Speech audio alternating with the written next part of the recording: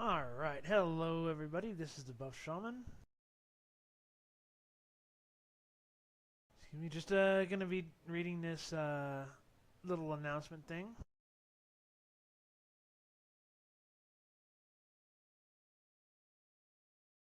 Details for the planned Gold Dragon announcement. A few months ago, during the release of A Dance of Masks DLC, we showed you that the devil is always in the details. You all seem to really enjoy it, so it's about time we take the next step and invite you to witness the flight of the dragons. Yes, it is what you think it is, the long-anticipated finale of the years-long effort to flesh out the mythic paths. The update to the Gold Dragon is here. Coming in the impending major patch 2.5, the update tweaks and improves many aspects of this mythic path. Let's give you a sneak peek.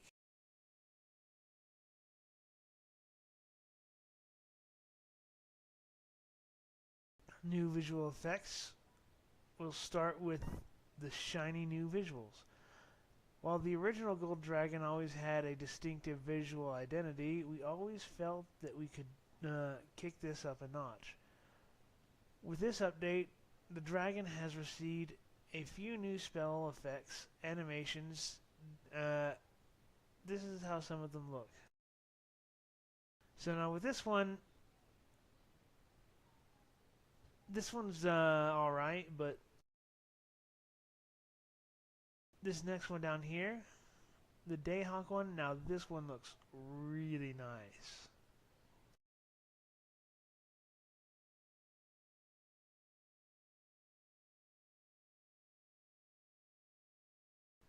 We also felt it was a good time to revisit the corrupted Gold Dragon. Previously, the followers of Dayhawk had no unique look, simply using the same visuals as the standard version. With this update, Evil Dragons boast an updated, corrupted version of the portrait, updated scale, color, and texture, and their own alternative visuals for some of the spells.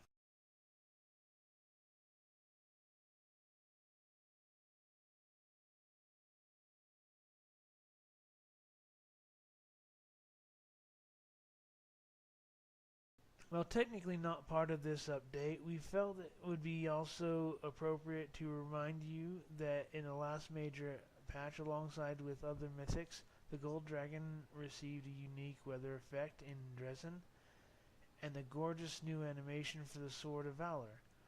Whether you've already seen it or missed this beauty, we invite you to enjoy it while chilling in Dresden, under the rays of the shining sun and shadows of dragons flying overhead.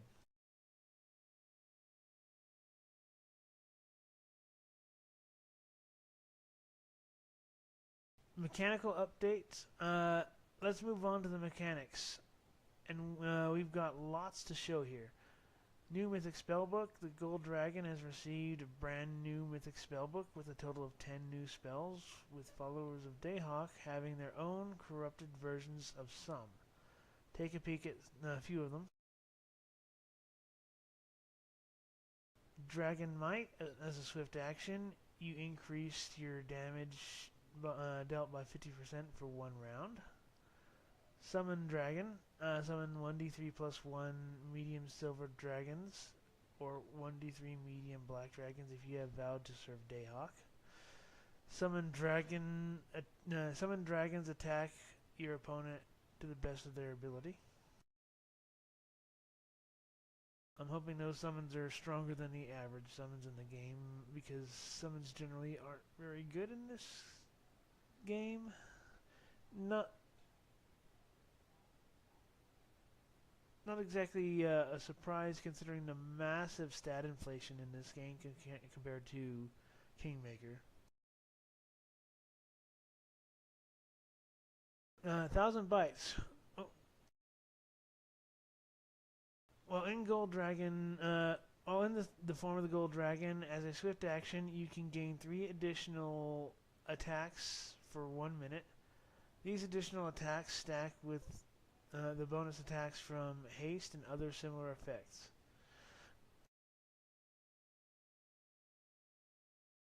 Dragon's Wrath. You blast your enemies with rays of focused dragon energy. You may fire one ray for every 6 caster levels you have, up to a maximum of 3 rays at 18th level.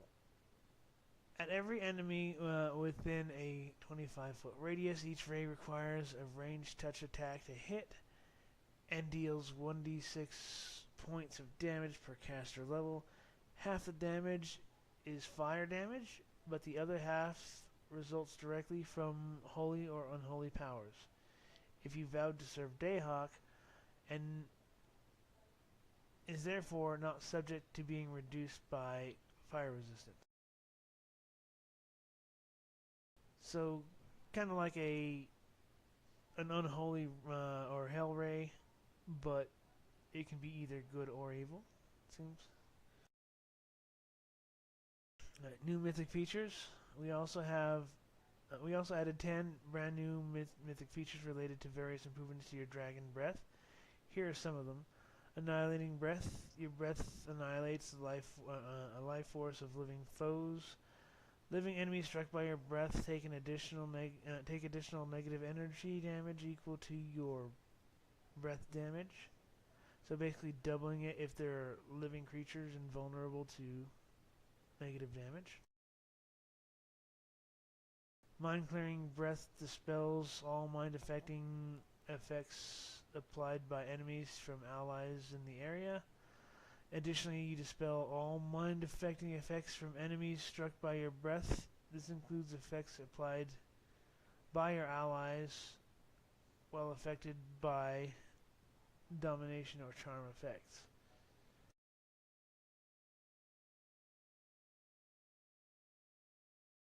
Your breath damage increases for Empower Breath, increased by a number of damage dice equal to your mythic rank. Alright, not bad. Rejuvenating Breath. Your breath heals allies in the area. The amount of damage healed is equal to your breath damage. That's great for friendly fire situations.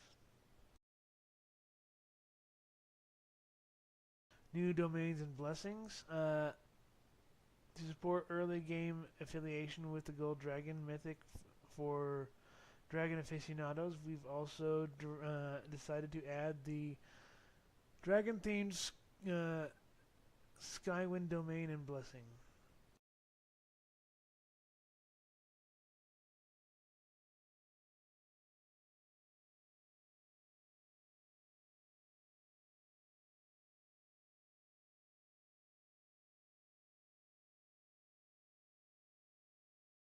Improvements and rebalance.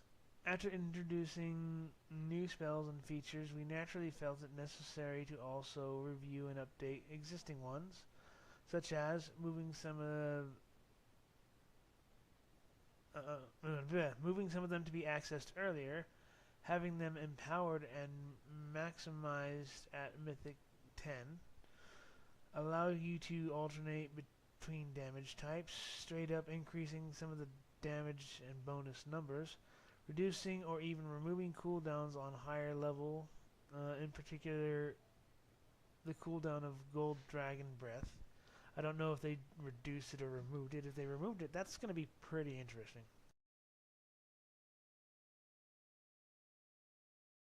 Our goal with all these changes was to bring Gold Dragon mechanically on par with other mythics and make it considerably more fun and distinctive to play. Enjoy your new toys. And of course we got the narrative updates. Instead of focusing all our resources on a single large quest like we did with the devil in previous updates, this time we've taken a lighter but more sweeping touch, placing an emphasis on reactivity throughout the story. We started from a concern voiced by many of our players that unlike other late game mythics, Legend, Swarm, Devil, The transition to Gold Dragon felt somewhat rushed and out of the blue for the commander who lacked an existing connection with a draconic heritage.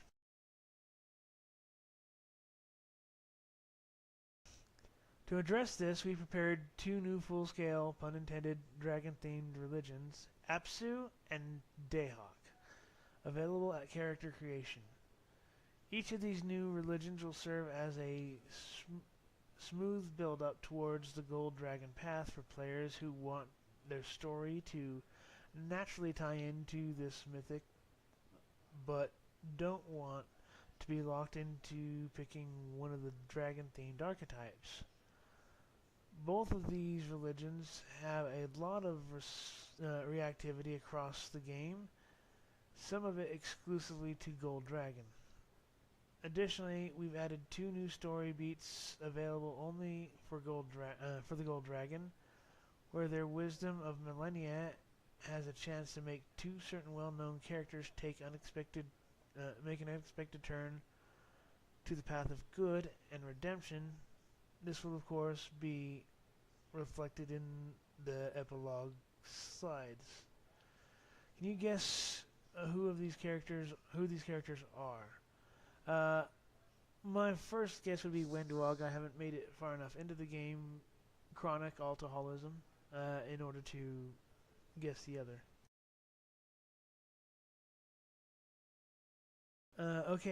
And while we're at it, we've changed the corrupted Gold Dragon's alignment to chaotic evil. Evil is evil.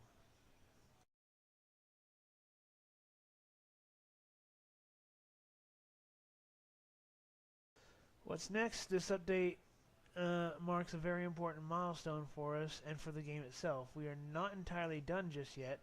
The game will continue to receive additional bug fixes, updates. We will continue to accept your bug reports, and there might still be some quality of life improvements in the future. However, we don't have any more plans for new mechanic story content after this update, so if you waited for the game to be completed, this is the time. Alright, so here's my biggest takeaway, because this was realistically, according to them, the last opportunity for them to have a neutral mythic spellbook merging. So, one of the big things for me that's always driven me nuts is I like to play a lot of neutral characters, but I want my casters to have merged spellbooks. And I have a tendency of not being able to do that with most of the characters I like to play. It's pick an alignment, and if it's good, it has to be a divine caster, and if it's evil, it's got to be an arcane caster. And I absolutely hate that I can't have a merged spellbook as a good caster or as an evil cleric.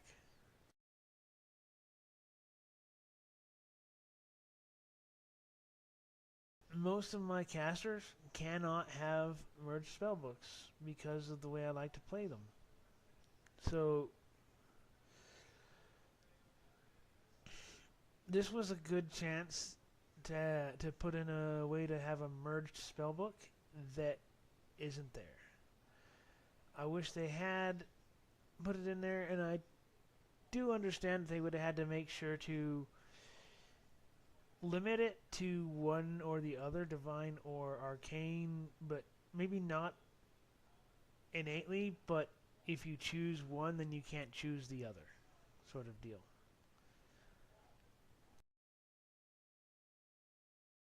Anyway, that's the one big thing I would have liked to have.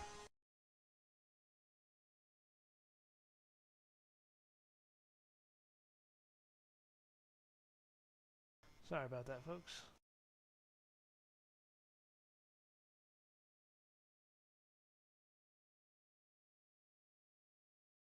The other thing I don't see in here is an addressing of the Gold Dragon's size. I know that's major issue for a lot of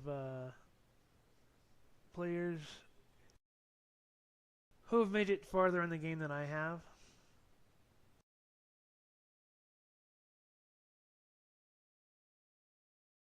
But it doesn't seem to be addressed here.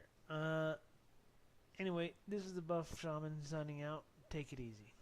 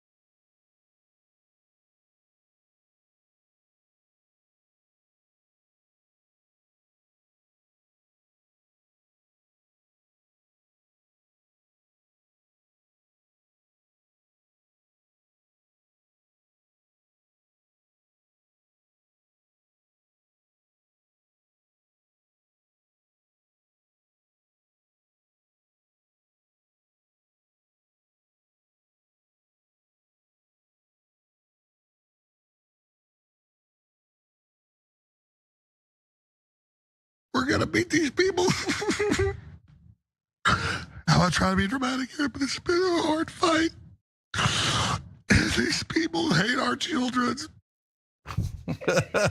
Nobody hates your children, Alex. But Alex Jones has officially lost his media company, InfoWars, in a bankruptcy auction. Yes, this has to do with the defamation case that he lost. That was, of course, filed against him by the family members of the Sandy Hook victims. He did defame them. He claimed that the Sandy Hook shooting, an incredibly tragic school shooting, was a false flag operation in order to allow the government to take everyone's guns away, which is probably one of the most insane conspiracy theories ever. But okay, so now its new owner is The Onion. In other words, InfoWars was a joke and will remain a joke. So Jones made the announcement on X this morning. Let's take a look. Ladies and gentlemen, it is 7:50 right now. I'm about to upload this to X. I just got word 15 minutes ago. that my lawyers and folks met with the U.S. trustee over our bankruptcy this morning, and they said they're shutting us down even without a court order. This morning, the Connecticut Democrats with the Onion newspaper bought us. They asked, did they outbid? They said, well, it was competitive. So they changed all the bidding rules, made it secret 2 days ago. I had a bad feeling. I told you that. And just like they tried to shut us down back in late May without a court order, they're supposed to have a court order. There's going to be injunctions filed. I'm about to go live out of Harrison's American Journal studio. I don't know what's going to happen, but I'm going to be here until they come in here and turn the lights off. I'm going to say, where's the court order? All right, well, you do that. Now, the Onion CEO, Ben Collins, also confirmed the sale via Blue Ski or Blue Sky, depending on how you like to say it. He writes, hi everyone, the Onion, with the help of the Sandy Hook families, has purchased InfoWars. We are planning on making it a very funny, very stupid website. We have retained the services of some Onion and Clickhole Hall of Famers to pull this off. I can't wait to show you what we have cooked up. And then if the jokes that they've made so far is any indication, it won't be that funny, but nonetheless, InfoWars is no longer a property of Alex Jones's. Nah, the Onion's fun, and I love that they did this. As soon as I saw it, I was like, should we have bid for it? The problem is we don't. No, come on, no. Because just to troll, right? To troll Alex Jones, which is exactly what they're doing. They said we're going to turn it into a very funny, very stupid website. Yeah. I would argue it kind of already was. Can we watch the cold open again? I mean, that was pretty funny. And I want to say something about this after we watch it. So let's take a look. We're going to beat these people. I'm not trying to be dramatic here, but it's been a hard fight. These people hate our children. I told you, a very funny, very stupid website. I don't know anything about his children. Nobody knows it. Nobody hates your children? What? Why would we care about your children? Anyways, so the other thing I enjoyed about that is that sometimes the right wing, when I make comment against Trump or whatever, will be like, you cry harder. Except we've I've definitely cried on the show, so don't. You have, but about like Palestinian children being slaughtered or something, right? Yeah. Not about your own personal finances. Okay, so this guy's like, I'm only gonna have like 80 million left now. By scamming you guys with nonsense products, none of which work. You're telling us to cry harder? Look at that bitch right there. Oh my God. Okay. Okay, so.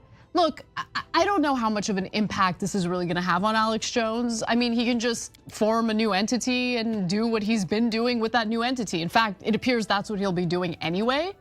So, I don't know. It is what it is. If you had asked me in 2016 what my reaction would be about, toward the fall of InfoWars, I feel like I would have been a lot more overjoyed. Yeah, but it's fine. I don't know. Yeah. No, look, guys. Alex Jones is one of those guys that I think he goes too so far that it becomes a legal issue, right? So he defames people, and that's a legal issue. I think he comes right up to the edge, if not over the edge, of encouraging physicality and assault against others. And all of his conspiracy theories or lunatic theories, none of them ever come true, but his audience is magically never bothered by that. His audience, I gotta ask you guys, why aren't you all in FEMA camps already? I think a lot of them are just entertained by Alex Jones. I mean, I don't think everyone who watches Alex Jones. No, you're totally right. Yeah, a whole bunch of people watch for the same reason as we just did. Yeah, it's fun. He's like, I don't mean to be over dramatic. No, your whole point of your channel is being over dramatic, right? Totally. And so a lot of people watch it to laugh along or laugh at him, right? But tons of people believe him. That's why they buy his total nonsense products. And they're like, oh, the war's coming, and I got to stock up the tuna and the gold and the protein shakes that are going to make my thing larger. Good luck, brothers and sisters. And the brain pills. Oh, it's so sad. Anyway, but yeah, if he crosses the line, which he did here, there should be legal consequences, and that applies to everyone, right, left. It doesn't matter. Okay. But if he doesn't cross the line and he goes back on air in whichever way and of course he's going to, he'll just set up a new website, etc., right? And if he does, and he sticks within not the rules of etiquette, but the rules of the actual law of the country, right? Then it is what it is. This is what I'm trying to get our side to understand. there are lies in the world. Yeah. And so you can't stuff all the lies back in the box, okay? You have to defeat the lies. You have to fight against them. You have to fight them with truth, fight them with more speech. So Alex Jones's ideas are the easiest things in the world to defeat in the marketplace of ideas. Yeah, right? and by the way, I mean, you want to talk about how it's unjust because he lies. I can't get over the fact that over at MSNBC, Morning Joe gaslit the crap out of Democratic voters, okay? No, Joe Biden's a dynamo, he's not too old, he's totally fine. And then after he was replaced by Kamala Harris, oh, she's gonna wipe the floor with Trump, everything's gonna be fine. Never any feedback, any critique, nothing. Just constant cheerleading for the Democratic Party, constant copium for Democratic voters. Were those lies okay? Yeah, so Alex Jones' lies are much more egregious. He's so far over the top and, and so I get it, but at the same time, the mainstream media's lies are more damaging because they got so many more people to believe it, and they give it the fake air of credibility. Yep, so legitimacy. Like, we are telling you that Joe Biden is young and dynamic. You should all support him until we run into the iceberg and all crash, right? Of course, they didn't say that part.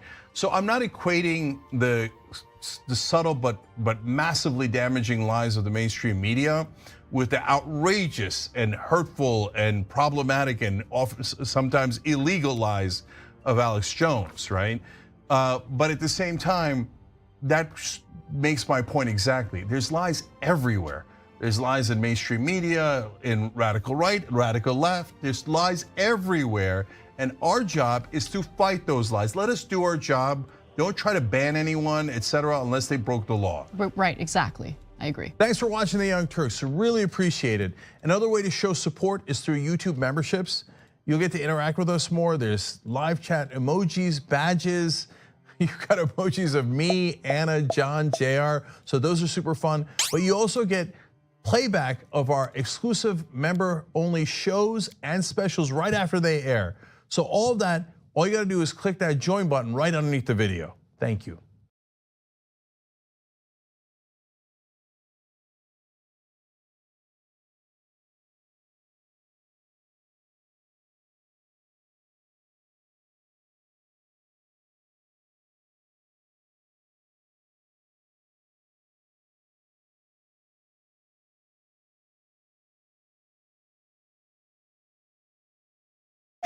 Well, I feel just like a child.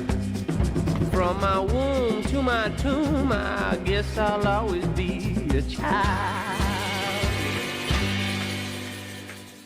PlayStation.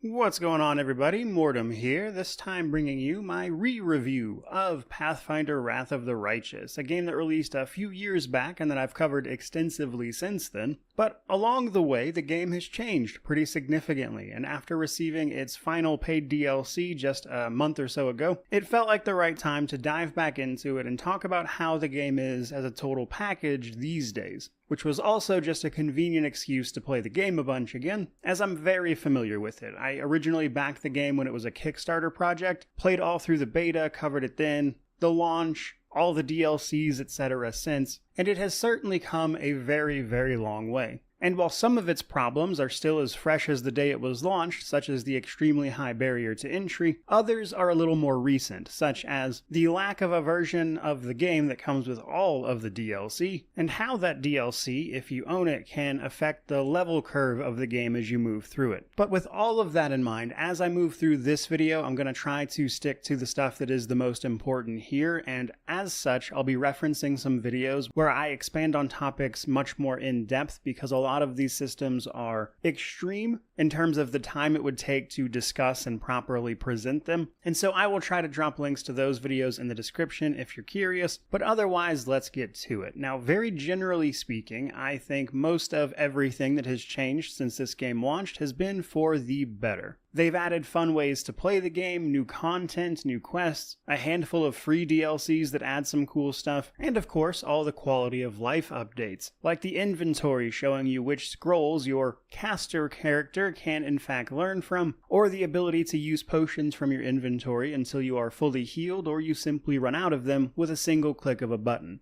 All of those things were not present in the original version of the game. And that's the kind of thing I want to touch on in this video in particular, while also putting it in perspective of the current sort of gaming landscape with the CRPGs that have come and gone since. And obviously, the best place to start with that is the technical aspect of the game. Now, it's really no secret, I would say, that Wrath of the Righteous was a buggy game on launch. In fact, I believe my own launch review of it mentioned the fact that I was able to beat the game, but that many of the side quests in particular could be bugged to the point of simply not being able to complete them. And even that situation was a notable improvement over the release of their previous game, Kingmaker, which was extremely buggy when it launched. Which, unfortunately, Owlcat Games, the developer, no longer has the rights to Kingmaker specifically, so to speak, and thus they can't really do anything to fix that one. But what's the situation on that particular front these days? Now, truth be told, it's a little hard to gather all of that information. Now, I've heard the game runs a bit worse on console, though in general CRPGs I think are always going to be better served on an actual desktop PC.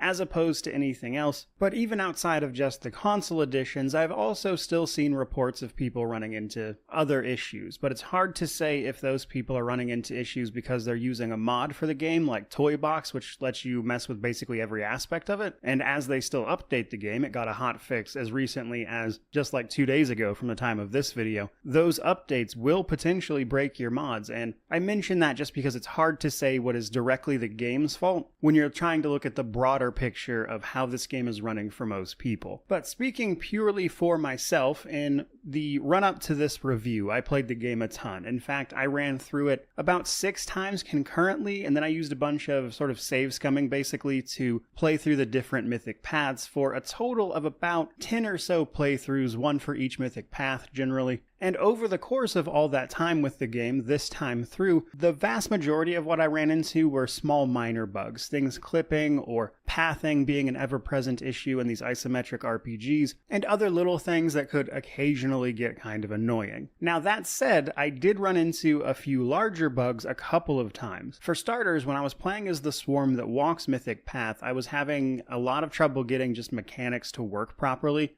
That mythic path is supposed to be able to summon clones of themselves, and whenever I would do this, some of those clones would just not be able to be controlled in any way, and then sometimes they would just disappear off of my hotbar. And so while it is very funny to mention that the Swarm that walks was very buggy, it was actually very buggy in every sense of the word. So seeing stuff like that this far from release is certainly an annoyance, and if you run into something game-breaking on your own, that's obviously not going to be a great experience, and unfortunately it still seems like there is a fair bit of potential for that to happen to someone. Another thing I ran into was some of my characters got stuck with what is called the helpless condition, which is something your character is granted when they are knocked prone or, stunned or paralyzed, things like that, and it's basically a huge reduction to their defense.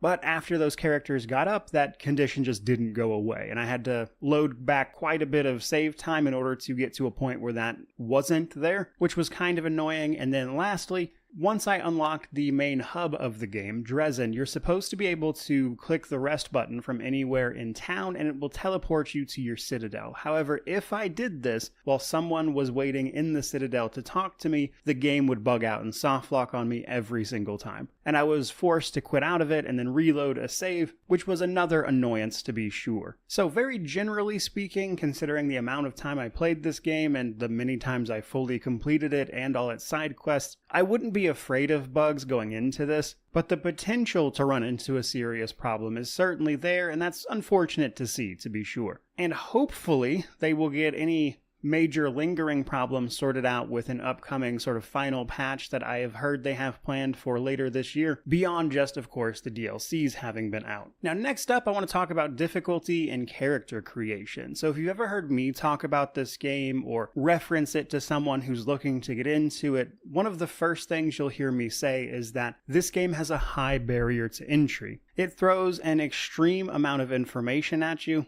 mostly due to the rule set the game uses, Pathfinder 1E. And while I've been playing around and messing with that system since high school, basically, it's kind of second nature to me at this point. But asking someone to learn that incredibly, let's say, crunchy system is a tall order. And if you ask people online about where to go for resources to learn about it, truth be told, they're probably going to reference you to my own videos. But my point being, some of those videos that I've taken the time to use to explain the system to people can be hours long. My new player's guide is like 2 hours, and that is a lot to ask of someone. And I think that's important to really drive home up front to people. But the good news is the game has an incredibly modular difficulty system, and that is something I love seeing these days, and I was very happy to see that Wrath of the Righteous here was sort of on the forefront of a lot of bigger RPGs kind of pushing in that direction, where not only are there difficulty settings or sort of pre-settings that you can make or choose from, but rather you can customize the specifics of the difficulty. And while it's easy to tell somebody to just throw the game on story and,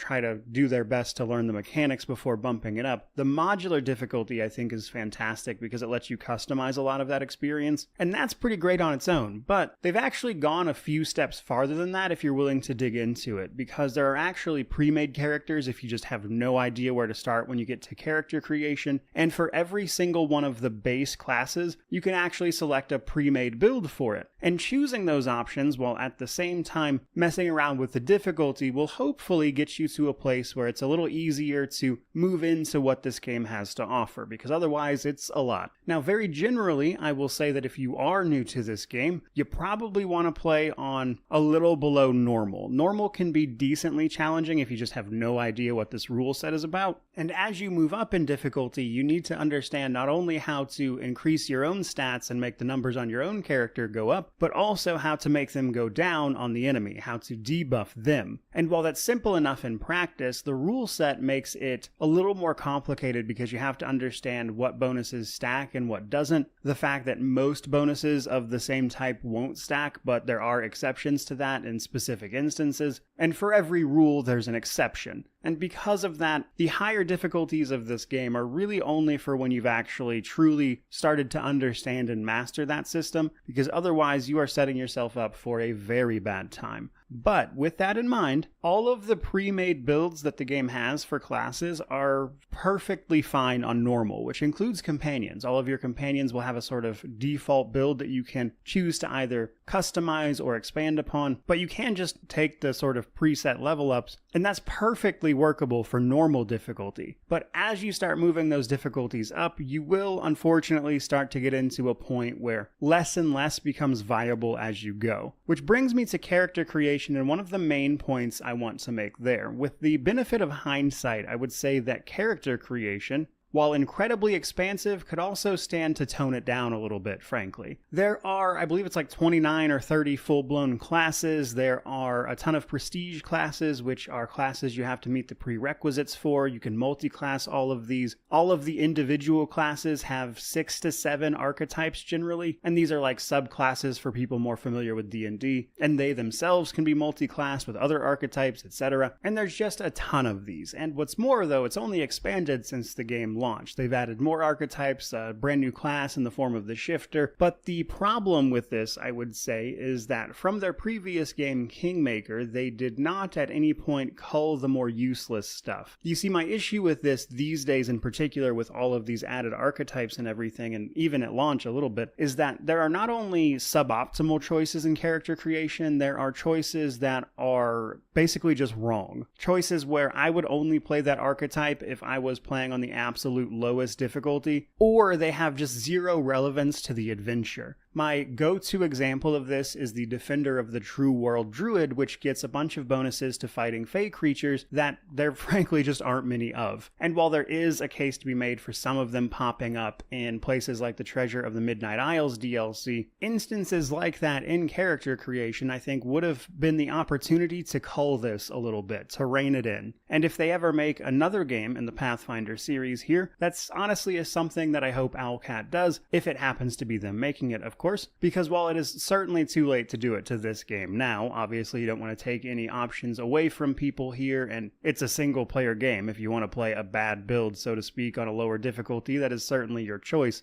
If I was looking to improve the next game, at the very least, I would try to get data on the classes and archetypes people are playing the absolute least of, cut those, and then pull more interesting options that have more impactful choices to be made into the next game. And that could be a way for them to try to tone down some of the very intimidating character creation specific to this game. Because what I hear a lot of is simply that people go to start this game, they see character creation, have absolutely no idea what they're doing, and then they stop. And that's where things like what I just mentioned could help out, but also the point at which I would say just pick a pre-made build, try a lower difficulty, and try to learn the system before you really get too carried away with character creation. Nonetheless, though, there are a handful of things about character creation I want to mention besides just walking people through the specifics of it. And that is that A, every character you make can choose to either worship a deity or be an atheist, whatever floats your boat, but all of the deities in the game and the option of atheism actually do have extra bits of dialogue and moments specific to them, usually only like a couple per option, but sometimes when you do something in-game that directly relates to that god's sort of sphere of influence, they will intervene, and this can even result in things like buffs or just extra dialogue and moments that I think really add something to the title in a way you might not necessarily expect when you're making that choice. Another thing, though, is the actual cosmetic portion of character creation. This was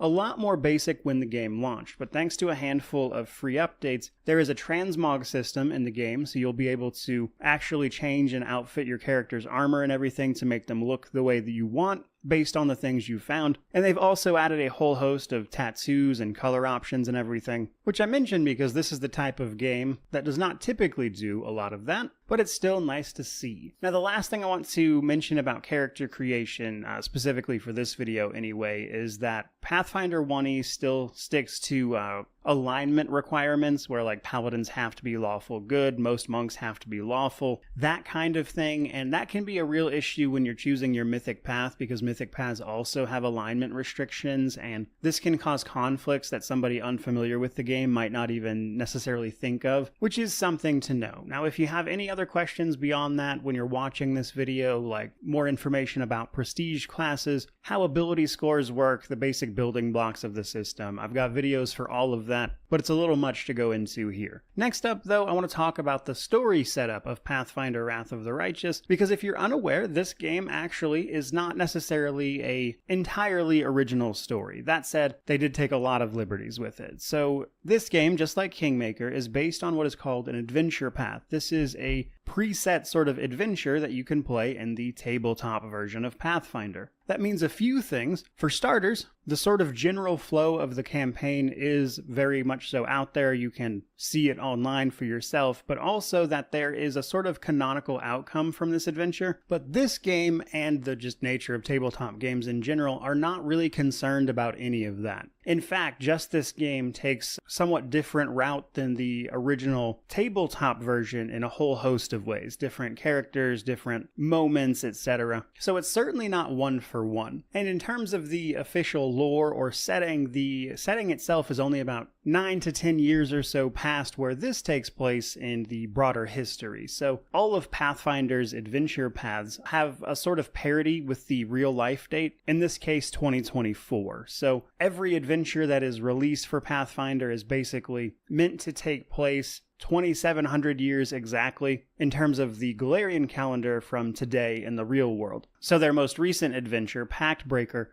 took place during 4724. As a result, Wrath of the Righteous here takes place over a couple of years, but got started in 4714 or 15, I forget. In the game it's 15. And canonically, it ended in 4718 with the closure of the World Wound, which is an interesting tidbit of information just because that will tell you that this game actually takes place a few years after Kingmaker, the original title, though they are largely unrelated, with only really just a few characters popping up in between the two that, of course, are still the same person. With that in mind, what is this story actually about? What is the setup for this tabletop adventure even? Well, basically, there's a giant blight on the world of Galarian around the nation of Mendev and what used to be a place called Old Sarkoris, before something called the World Wound opened up and destroyed the entire country of Sarkoris. But what's worse, the World Wound started spewing demons into the world because it is connected directly to the Abyss, the home plane of the demons. This led to a bunch of different crusades in order to stop them, and eventually, with the help of a god, they erected what are called the Ward Stones. There's a giant magical barrier around the World Wound that keeps the demons mostly contained, as the Crusades do their best to try to stop, obviously, the invasions of demons. And this has been going on for about 100 years at the start of this game. There have been 4 previous Crusades, and over the course of this game, we're going to lead the 5th Crusade, after an opening heroic act where we save the city of Canabris, which, thanks to a sabotaged wardstone, falls under the invasion of a host of demons. You, however, miraculously manage to turn the tide of some less than organized demons after this initial invasion, before your heroics get you placed at the forefront of the 5th Crusade, where you're going to lead the charge against the demons again, while at the same time following your own path to power via the game's mythic mechanics. as one of the defining features of this game and the source of a lot of its replayability is the ability to take on the power of an otherwise supernatural being, things like angels, demons, liches, and you'll be able to become those, and it will shape the very nature of the crusade you are leading against the demons of the world wound, and the nature and morality of that is largely up to you. And the main thing I want to mention there is simply that I think the replayability and just the concept of the mythic paths and what they did for this game were tremendous. For instance, the Lich sees you actually resurrecting a bunch of notable characters throughout the game to serve as your undead companions. They also touch the actual crusade mode by a lot of the enemies that you defeat in combat in the army battle mode get resurrected as undead troops to fuel those fires, so to speak. And that's just one mythic path. Every single one of them has something like that adds a ton of flavor and context to a situation you might not otherwise see, including unique quests and things for each individual path, which culminates in about 12 different endings, like 13 if you want to get specific. And that's not even touching on the myriad of variations that can apply to any one companion or place that you touch along the course of the game. It's a tremendous story, and I really did enjoy it. With that in mind, though, it's a pretty long game. For most people, you're probably looking at like 80 to 100 hours conservatively. For somebody like myself who's very familiar with it, even on my first runs, I think just on normal playing through it, it was like 70-ish, and now these days where I've only ever gotten more familiar with this specific title, I can run through normal very quickly in about 50 or so hours if I'm stopping to do everything. But basically, your time spent with this game, even in just a single playthrough, is going to vary a lot. So from there, let's talk a little bit about those progression systems. So obviously we have leveling up, mythic paths, as well as your gear. Now leveling up is pretty straightforward. Like a lot of TTRPGs, your max level is 20. Along the way, you're effectively, every time you level up, getting a class point that you can then spend on a class that you meet the qualifying prerequisites for. Now in most cases, especially if you're new to the game, that's just going to be the class you started the game with. But you can do things like multi-class, take on a prestige class, or do anything you want with the builds, really. And that part is way too much to mention in a single video. There is so much build variety and depth to all of the characters you can make here, who all can play and feel differently. Makes for a really, really in-depth system. And that's actually where one of the DLCs, like the Treasure of the Midnight Isles, can come in, as it has its own separate roguelite mode where you can move through that progression much, much faster. And it's a great place to test ideas and builds out. But leveling aside, really the big draw is, of course, the mythic paths. So this progression system is incredibly fun. I knew I wanted to play more of this game the second I started messing around with this, but basically at the end of Act 1, you're going to get access to your mythic powers. This starts off really small. You just become a mythic hero with some incredible abilities that give you a lot of resistances. But then as you move to retake the city of Dresden, which later becomes your home base, that mythic power transforms you, or begins transforming you, into something more, which is where you'll get to pick a mythic path based on what you found and unlocked. There are 2 available by default, Angel and Demon, and then at rank 3 there's at least 4 more you can unlock right there, with a few more opening up to be unlocked in the late game. And each of these can be a thing that you seek out and find and learn more about, and then decide whether or not that's something you want to do or a path you want to follow. And beyond just what it does for your character on a stat level, as each of these comes with their own abilities and powers and effects on the crusade mode of the game, it also comes with a huge narrative focus, as it will change the very nature of the way people talk to you and outcomes that are then available to you. So while the same core events play out no matter what, of course, each of these mythic paths has the potential to make it feel like a very different experience, which is what I've always loved about it. And then there is your gear, of course. Now, all of those builds wouldn't do us much good if we were limited in gear, and gear has always been pretty over the top, but since the game has launched, they've added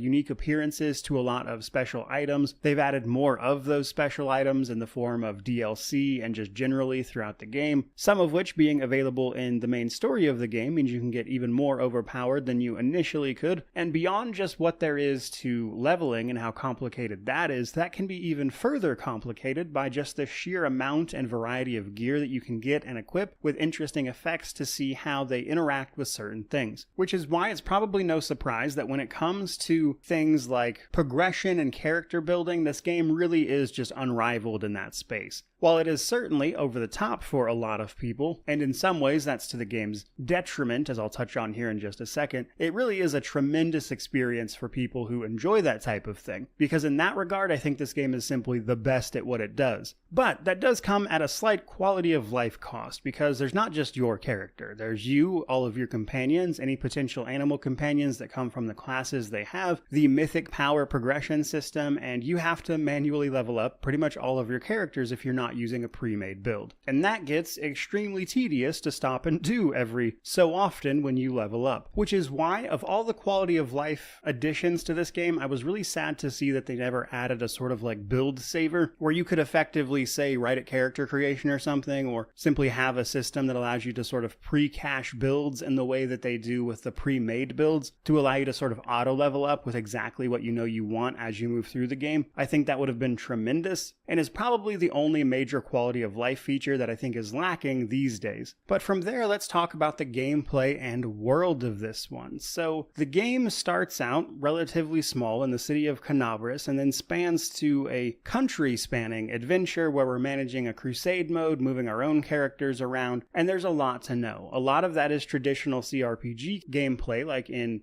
any individual location, where you can manage the formation of all your characters, move them through an area, engage in various combat encounters or other events and the like, where you'll simply talk to characters, etc. If you've ever played a CRPG before, just very normal stuff, I would say. But a few things I want to mention in regards to how this works on a functional level. So when you're on the world map, be that in Canabris or the larger world map, it's important to set up how your characters are distributed to their camp jobs, basically. Because if you bring up the rest menu on the world map, you'll see that all of your characters in party are assigned to a role here, such as camp camouflage, divine rituals, or night watch, that kind of thing, and these have actual effects. So even if you're not resting, the character in your camouflage spot basically decides your role against random encounters to see whether or not you fail and have to engage with those. And then your divine protection rituals has to deal with the world wound's corruption. The world wound is not just a physical wound in the land, it also oozes corruption, which of course has effects on the surrounding landscape and also the people who are nearby.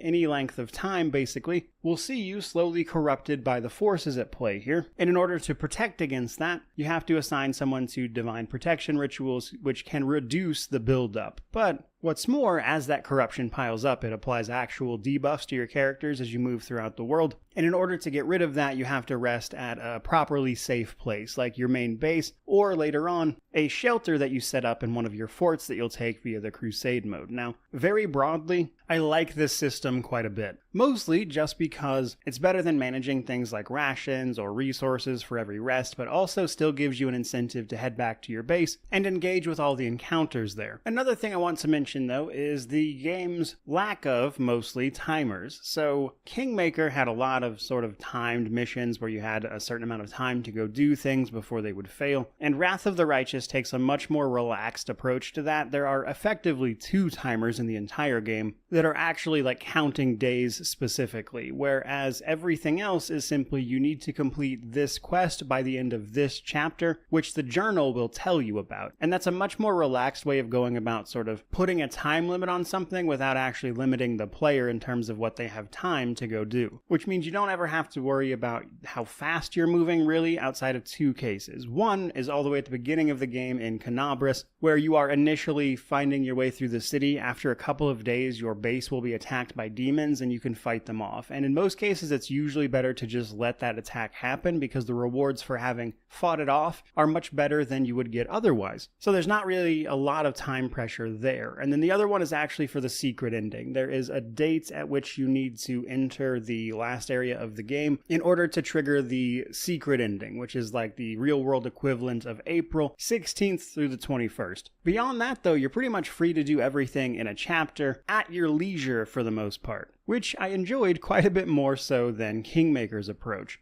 especially when it comes to things like companions. Companions are a big part of this game, and I'm not going to go over them individually because there is a ton of them. I recently made a ranking video for all the companions if you're interested, and some of them are locked to mythic paths specifically. Those undead companions that you get as a lich, the Azada mythic path gets a Havoc dragon, just to name a few, and each of them is going to add some flavor to the game, often introducing factions and lore to the player, such as Regil and the Hell Knights, Sela and the Paladins of Iomedae, and the list goes on and on. Companions are a big part of basically any party-based RPG, of course, and this is certainly no exception. They all have their own quests. Many of those quests can go multiple directions, some giving you evil or good variants of that companion based on how you completed things, and ultimately decides how they fare in the ending, of course. And that's to say nothing of the banter and all that as we move through the title. But one thing that hasn't changed in that regard is simply the fact that voice acting is hit or miss. They have added a lot of voice acting since the beginning of this game, but the game is not fully voiced, and it is a lot of reading. For someone like myself, I don't really care about that at all. I would honestly rather read it than listen to someone say it. But I realize that I'm in the minority on that, and most people prefer a voice-acted game, and this simply did not have the budget to do that. As remember, this was originally a Kickstarter title that I personally would put in the AA space. Though I imagine with things moving in that direction for Owlcat that anything they put out from now on will likely have more and more voice acting, as it's a consistent criticism of their games that they've honestly been trying to address. For instance, their last DLC for this was voice acted. So that's something that has improved over the course of the game. But beyond just those individual things, a few other things I wanted to mention were, for starters, having played through this again with all of these characters, I think it's safe to say they might have gotten a little carried away with all the secrets and puzzles in this game. I didn't think too much about it when I originally started playing it because everything was so new and fun to discover, but having to go through this again on all these playthroughs, I found myself getting very tired of doing some of these puzzles, which might just be fatigue on my part, but when you have places like Ninio's quest, one of our companions, which is a dungeon called Enigma that is nothing but puzzles, it occurs to me that, you know what, I think they might have overdone it a little bit, which might be why they reined some of that in their most recent title, Rogue Trader. But the last main thing I want to mention here is the Crusade mode. So Crusade mode has always been a bit of a, I would say, sticking point for a lot of people. Owlcat likes to put a sort of side system in a lot of their RPGs, and some of these are directly from the tabletop version, so that makes sense. But for this game, that is the Crusade mode. At the start of Act 2, you're going to be put in charge of some armies on the world map. And this part's pretty simple. You just recruit troops every week, basically, and then fight off the armies you run into. Very straightforward. But in Act 3, this expands to include your city of Dresden, as well as forts and strongholds you'll make. Now, in those forts and Dresden, you'll be able to put up buildings based on your resources. These will do things to, of course, augment the troop generation and things like that for your armies, giving you the ability to teleport instantly to certain locations on the world map, which is very helpful in the late game. And then in Act 3, they also introduce your councils. Your companions will also serve as council members for the Crusade, and they'll present a bunch of options for you every time you level up one of your main 4 Crusade stats: military, leadership, diplomacy, etc. And the choices you make in these council meetings will have effects on the overall ability of your army, including things like the type of troops you're able to recruit, as well as other things like just passive effects and the like. And this is also affected by your mythic path, as the troops you're able to recruit and certain powers you'll have on the world map are actually dependent upon that. And you'll need to manage a few armies, including assigning them a general in a sort of Heroes of Might and Magic way that sees you fighting battles on the world map against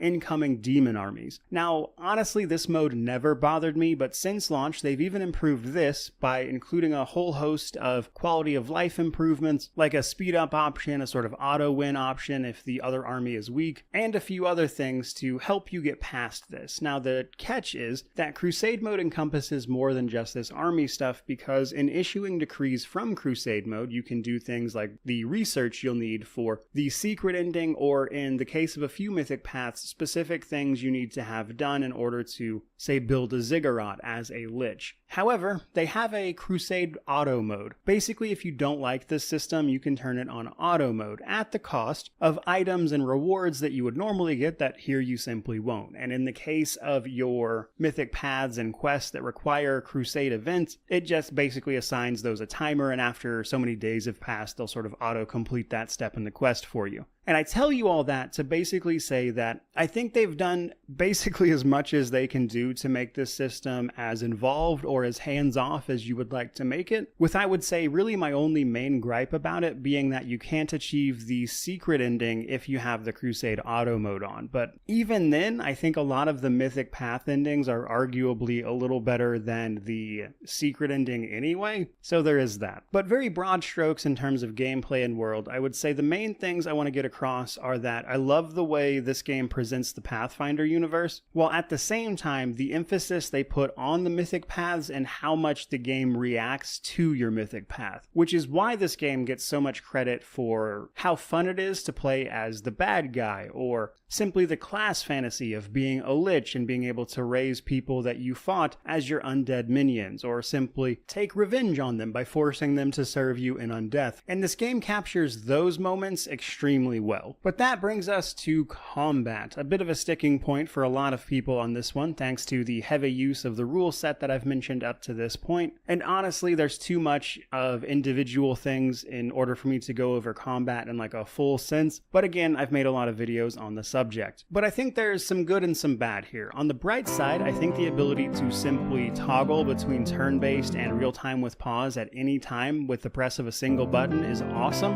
And while I have seen people just over the years with CRPG say that they prefer a more curated approach to combat as opposed to just a lot of fights with enemies, but I would argue that Wrath of the Righteous has mostly curated encounters outside of the random events. While there is a lot of combat in this game, none of those enemies are randomly placed. You know where they are, especially if you've been there before. And the fact that you know mostly what type of enemies you're going to be facing, that is to say demons and the like, it's really not that big of a deal to prepare for them, at least to my mind. That said, what I do think is a fair complaint is that this system, simply by its very nature, requires a lot of proactive approach to combat. A lot of games these days especially prefer a reactive approach. That is to say, you go into combat and then everything you do from that point will contribute to your success or loss, in the sense that you can now utilize things like buffs or tactical movements to potentially succeed. Whereas with this rule set, especially if you're playing on anything above normal, reality is there's a lot of pre-buffing that has to go into it. And this is another area of quality of life that I'm kind of sad to see they didn't do anything with, especially since there's a mod that does this, where you can sort of stack up and initiate a sort of buff order, where your characters will cast all the spells you need to cast automatically, as buffing and preparing yourself for combat before you get into combat certainly can get tedious over the length of this game. And in order to do it effectively to begin with, you're going to need to know how the system works. And all of those things combined makes for a system that, again, just has a high barrier to entry for a lot of people. But what I really love about combat in this game is simply all of the ways to build a character and have fun with mixing and matching all of those mechanics. For instance, a lot of classes can get animal companions. Mounted combat is a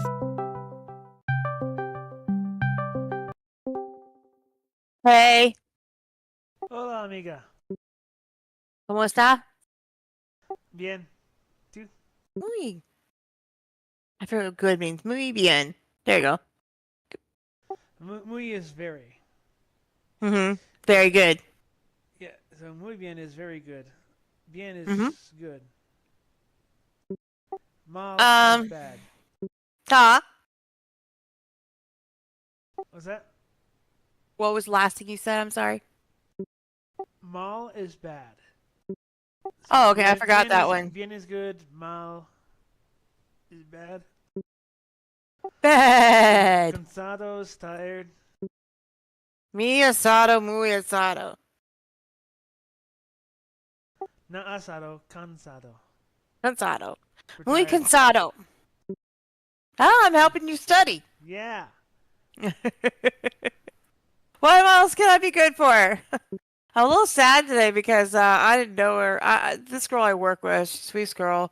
She was at my wedding. You may have met her. She had the son, and she had black hair. Her name's Alicia, but she was just really running around trying to help me, and her father died yesterday, so she's going through some Yeah, I met her briefly. some pretty hard stuff.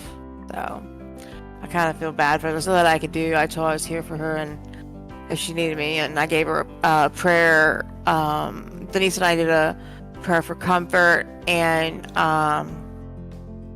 peace,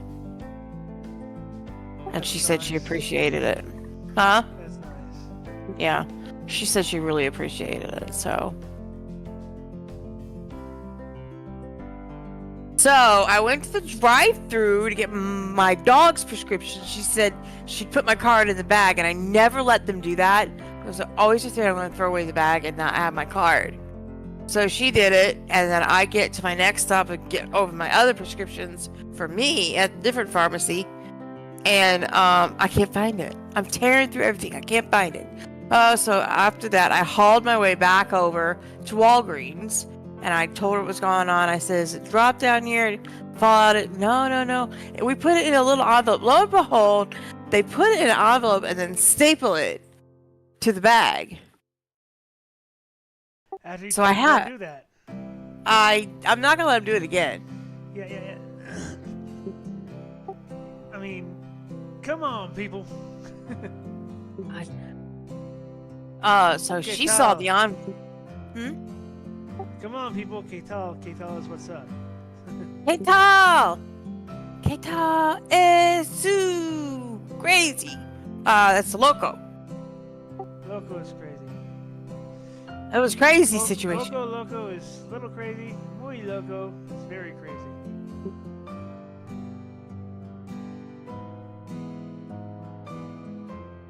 Hey, Shaman, what do you want for Christmas? What do I want for Christmas? Your 2 front teeth? Damn it, I was just about to say that. I beat you to it. I was gonna do it in singing mode too. Oh, jeez.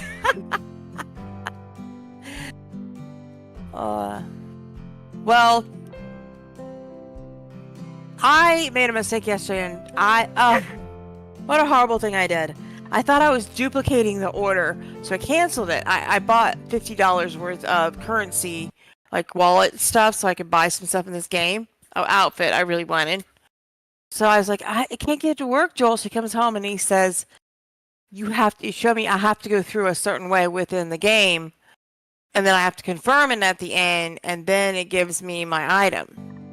Oh. And I had to spend another $50 to get that to work. I was not happy. So I had $50 doing nothing. I'm not giving you all $50. But if you tell me their game, or if you want another card like we bought you last time, I think the cards work because you can send me the code over like Discord. Okay. And then like I can just stick it in the account, and then whenever something comes on sale or whenever I build up enough to get, the fancy games. Yeah, I gotcha. Fancy game. Is this Farming Manager you're playing? Is that a new one? It is in early access. It is in demo mode right now. Oh, that's cool. Yeah, I am basically alpha testing this game. Oh, that's awesome. And you like doing that kind of stuff. Yeah. Let me show you what it is. I have a headache behind my eye for the last 3 days.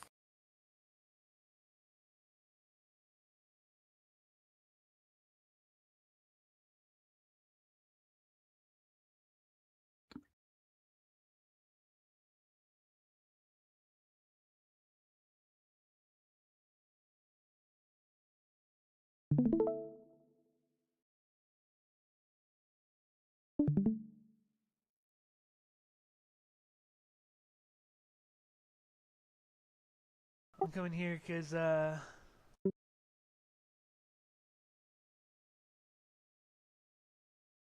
made a post here.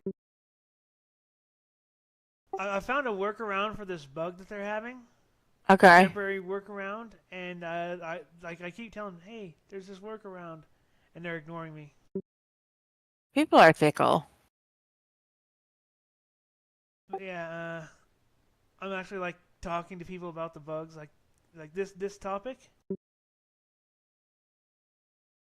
is related to exactly a topic that I started, which is where is it? Where is it? Here we go. I started a similar topic. What? Are you actually selling that? What? It says getting milk to farmhouse for sale. What does that mean? I'm. I'll get to that in a second. Oh, okay. All right. So in the previous two games in this franchise, you put your stuff in a warehouse and it sold there, and then in the last game, you had a logistics center, which would move things around your farm. So each barn and warehouse, which they're both classified as a warehouse, has a range on it. And if you want the people on your farm to move things from barn A to barn B when it needs to be in barn B, then barn B has to be in range of barn A. So they both overlap on their ranges enough to include each other. Okay. And doing this, you could say, create a series of barns once you get more land to move your straw from one side of the map all the way to the other side of the map where you have your cows. Oh my goodness. ABG. So then you ended up with these things called logistics centers that would just had a much bigger range and could just truck them all over instead of barn A to barn B to barn C to barn D. Oh wow. That's a hassle. Yeah. They just move it. One truck would move it all the way over to like barn C from barn A, instead of A to B to C, and then barn C to barn E or whatever. That's a little ridiculous. Just a couple of moves. But I mean, it makes sense too because. No, it makes a lot of sense. Yeah, that's probably how it works here. It's basically more realistic. So, anyways, right now in this game, your farmhouse acts as a basic logistics center, except it's got its own storage built into it, and that storage is specifically anything that gets harvested from your animals or your fields goes into its appropriate type of warehouse. But unlike before, in previous games, you can't sell directly from the warehouse. You need the logistics center to have it in the logistics center to sell it. That makes sense, but at the same time, it seems like. So they've added a new category of skill in the game also, because you can hire workers. When you hire workers, they each have at least one skill. Some of them have two. But the skills are plants, orchards, machines, animals, strength, which basically increases how long they work for before they need to rest. Because there basically is no night cycle. They just rest until they run out of energy, then they go home and sleep.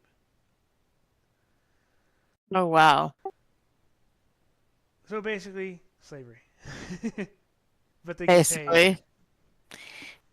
They get theirs. They get theirs. But anyway, then there's manufacturing, and the new kind is shipping. The shipping people are the ones you want in the logistics center or the farmhouse if you haven't got one yet. So right now, what it's set up as is your farmhouse acts as a mini logistics center until you build a logistics center, and then it stops doing anything at all. Except it's just required to exist. Oh, so you don't need the farm or the logistics center? No, you need the logistics center, and here's why. The logistics center, again, moves things on trucks, which can carry up to 50,000 units at a time.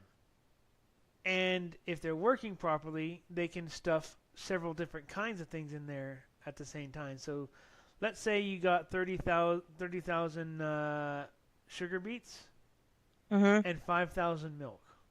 It can load both of those into one truck for one trip. Oh, that's nice.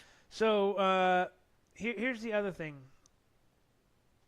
The average worker carries 200 units on foot.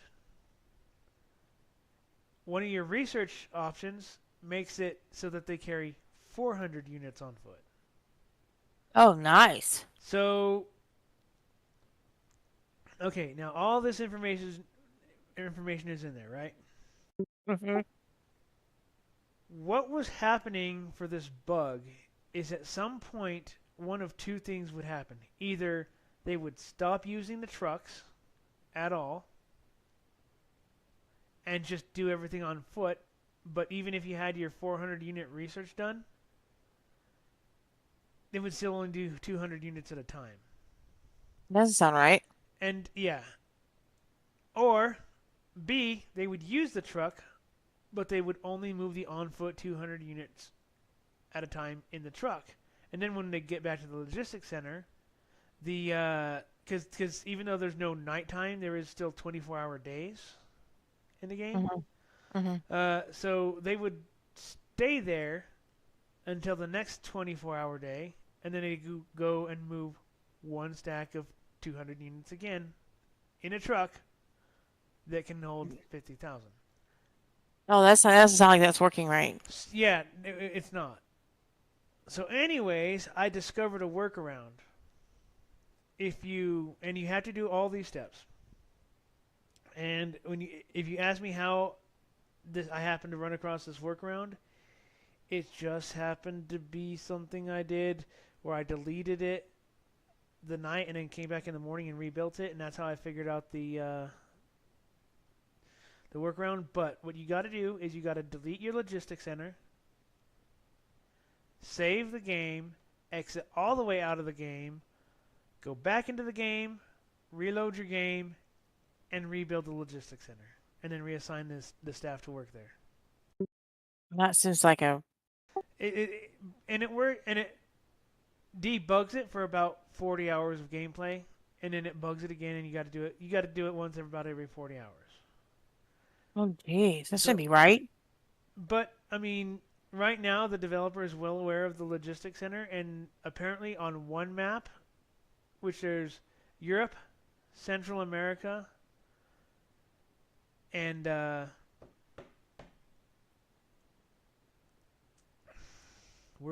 Asia.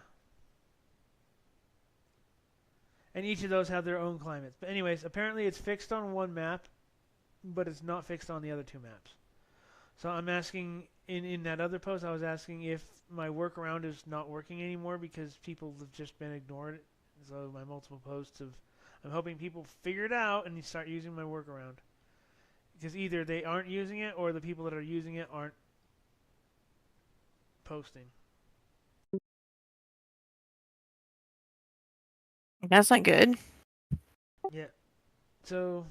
Let's see. Well, But yeah, I'm trying to contribute, and I don't know if I am or not, and it's frustrating. You are.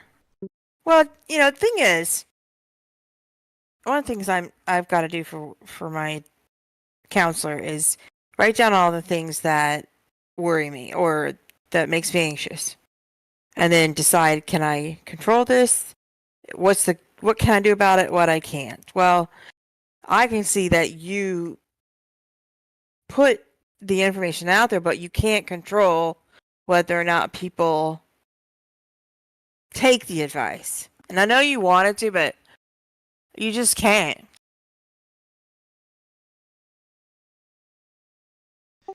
My students don't listen to me. Welcome to being a teacher. I was trying to find a guild in this game, and I was hoping and look, in the time we've been talking, another person posting about logistics problem. Oh, really?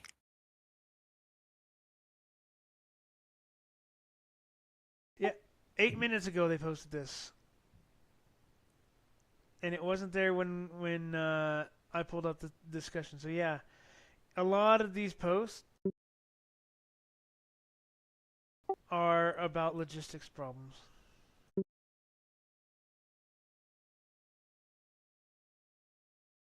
Oh wow, they got a lot of work to do then. Yeah, but like I said, this is alpha, so this is well before beta. Oh well, yeah, it is. Oh, I saw you playing that. I thought, oh, is that a new one? Yep, it's so new it's technically not even released yet.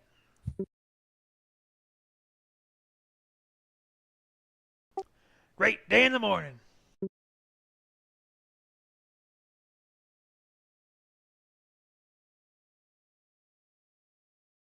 Or, as they say in sci-fi, it's a time warp, baby.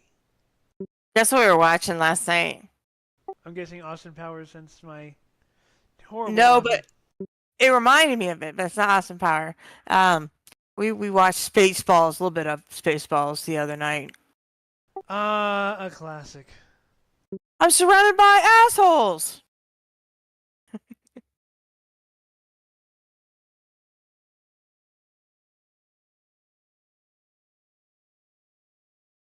Geez, a villain is surrounded by assholes. Guess how that happened? Yeah. That's funny. I told you never call me on this wall.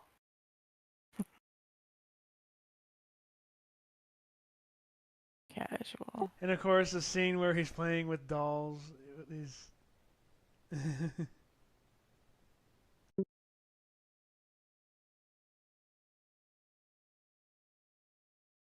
Did you see anything? No, sir. I did not see you playing with dolls.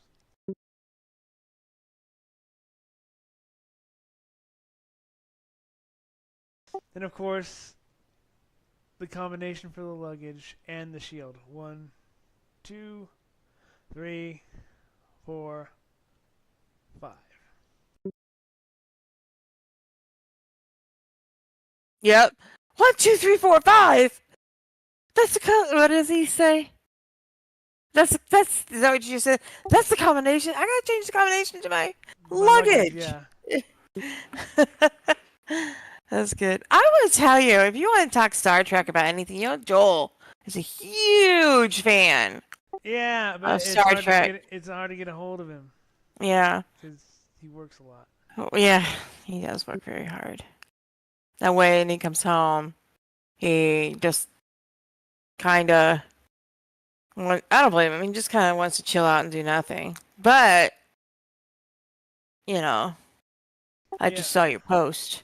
And I thought, what the heck? No, okay, so that 2 days ago, that friend, not 2 days ago, it would have been Monday. This past Monday. So that friend of mine that I was talking about in that post, my midday class had been not canceled. It was posted all the way back at the beginning of the class that we would have that one off because my teacher was a veteran and it was Veterans Day. Then she's like, I took it off because I'm a veteran. You should take it off. Yeah. So anyways, that friend and I went to lunch with her husband who also works at the college. Oh, that's cool. I was able to meet her husband, and we were able to sit there and have a geek out session about Star Trek, and it was awesome. Oh, that's awesome. I'm glad you got a chance to do that. Yeah. That's amazing. So cool. And I was impressed with his. So she's getting into it, where he's already got all kinds of trivia information. So we were able to sit there and talk about like Avery Brooks, who is the actor that plays Captain Sisko in Deep Space Nine. Mm-hmm. He's a really eccentric man in real life. So we were able to have some of the discussions about like him, and it was pretty cool. I'm glad you enjoyed it. Yeah, me too. We watched Christopher Reeve's. What's it called? It's on. Well, Joel had to buy it. It was on like one of the ones you had to buy. I forget which one. And it was about his life and his kids and first marriage. And well, he wasn't really married to the first girl. He never wanted to get married, but he ended up marrying Dana. So she died like a year later after he died, I think, of lung cancer. Yeah, I mean, it's crazy how much potential his life had in the early years, and then how much he like forcibly brought that potential through his accident. He did. He really he supported a foundation or two, or maybe he had his own, or all the above. I can't remember, Yeah, but he did a lot for people with disabilities. no, there's a reason why people say he was Superman, not just played Superman. Mm-hmm. He was Superman for sure. In real life, I think about as much as a person could without superpowers embody the character he did. Mm-hmm.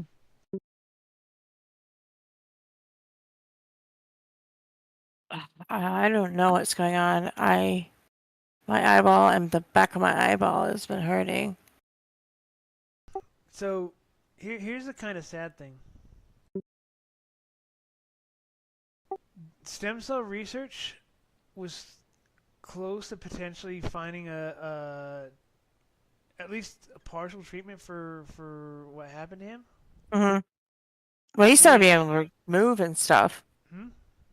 He started being able to move certain parts of his body and everything at some point in time. So, well, George W. Bush banned the stem cell research in the U.S. With the Republican Congress he had. That's too bad. Yeah, but no one's overturned it or tried to bring it back. Not yet, no. It's internationally legal, but yeah. I mean, the funding and the people were here, and the almost breakthrough that they were close to was here. And it just kind of like shut down everything. They would have had to start all over internationally, which I think they might have, but.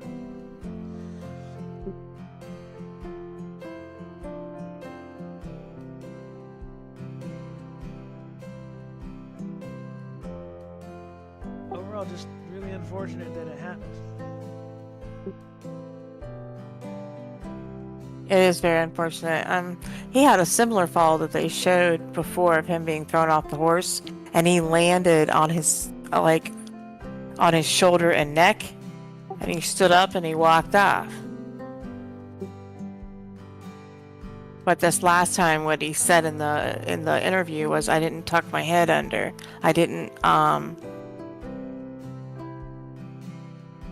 don't remember what he said, but that's basically what he's like. I never tucked my head under.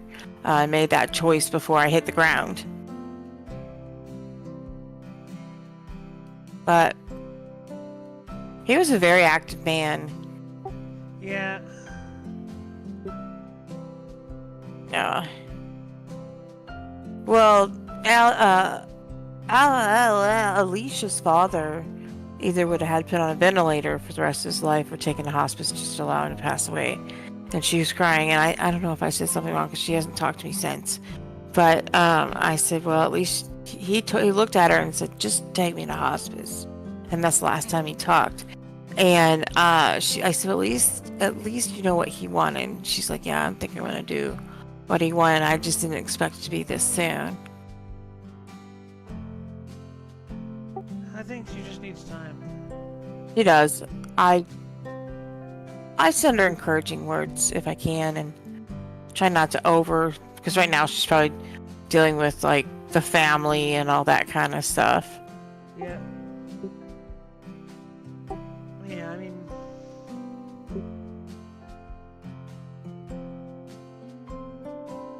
She's got that little son, and she's gonna have to explain to him what happened to Grandpa. Yeah. And it it can be really easy to take this as minimizing it, but I mean, these are the things that make life hard. Most definitely.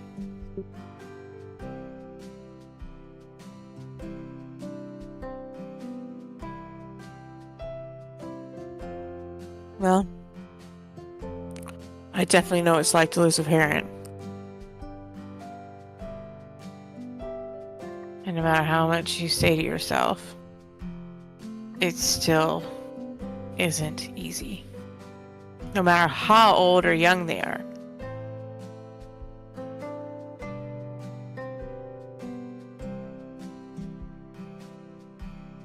Oh, a box in here I don't know what to do with. Let's see.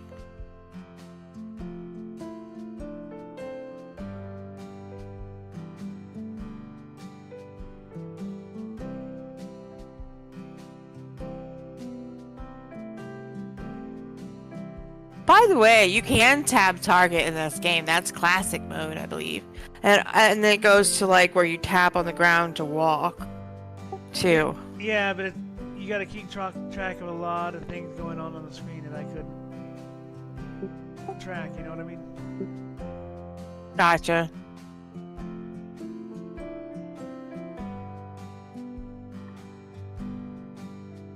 Excuse me, please. Sorry about that. All good, all good. I had my mouth closed. I was hoping it wasn't as loud.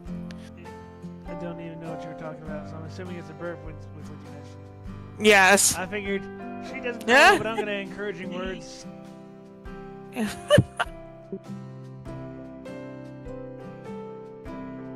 All right.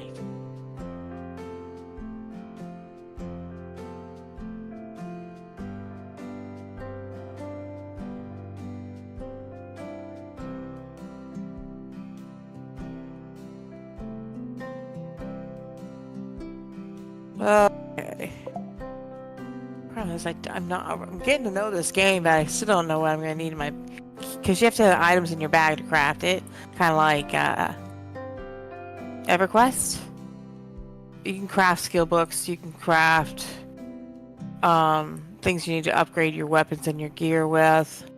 What's nice about this game is that, say you brought your weapon all the way to the highest level you can get for your level, and you find another weapon which is better. You can put that on, and then you can transfer not all but some of the experience you put in to upgrade your old equipment.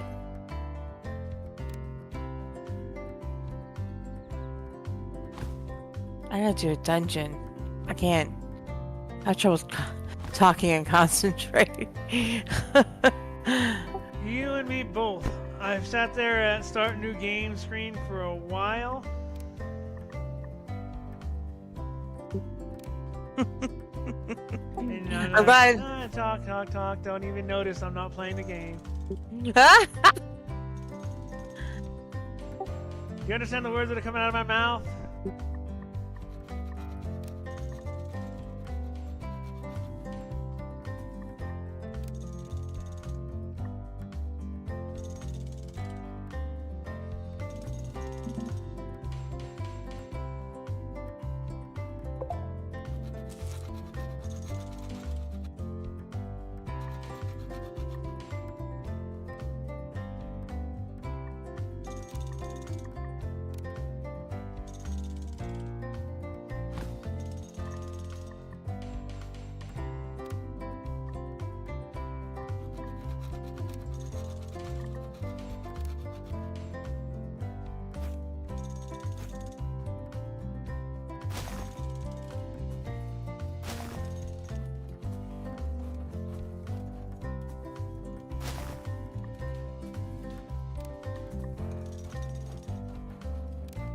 Hate this because I think what happens is there's just certain areas become PvP.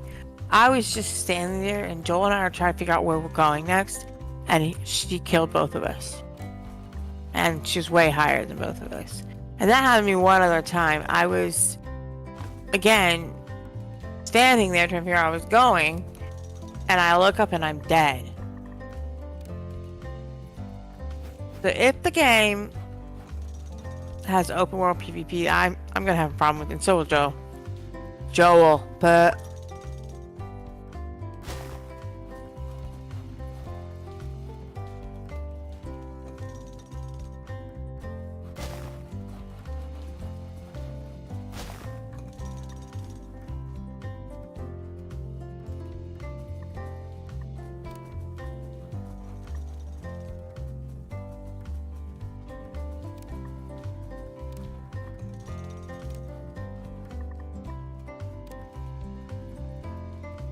yeah, I'm gonna do this dungeon.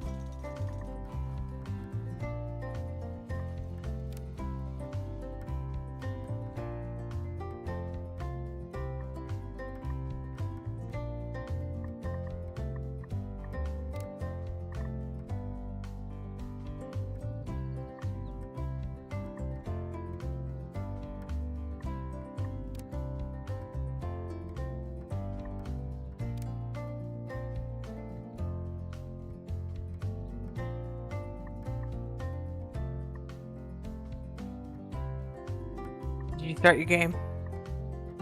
Yeah. I'm just waiting to get in this dungeon.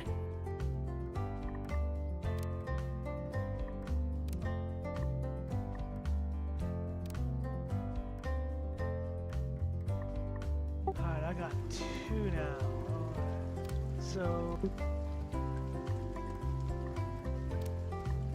I'm gonna need fertilizer.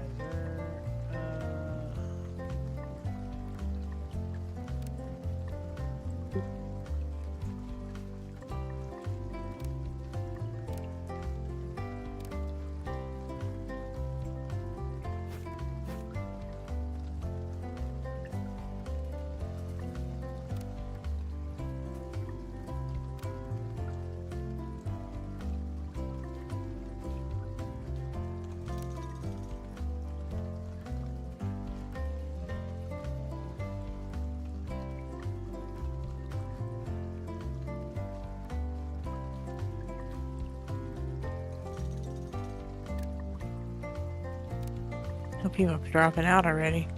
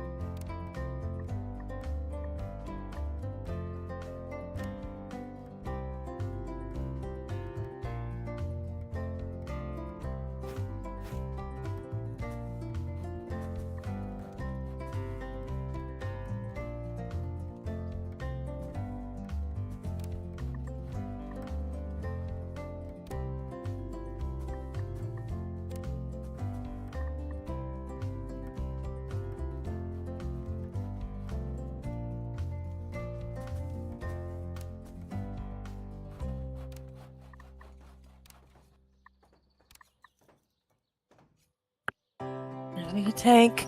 Come on, tank. Ow, ow, ow, ow, ow, ow.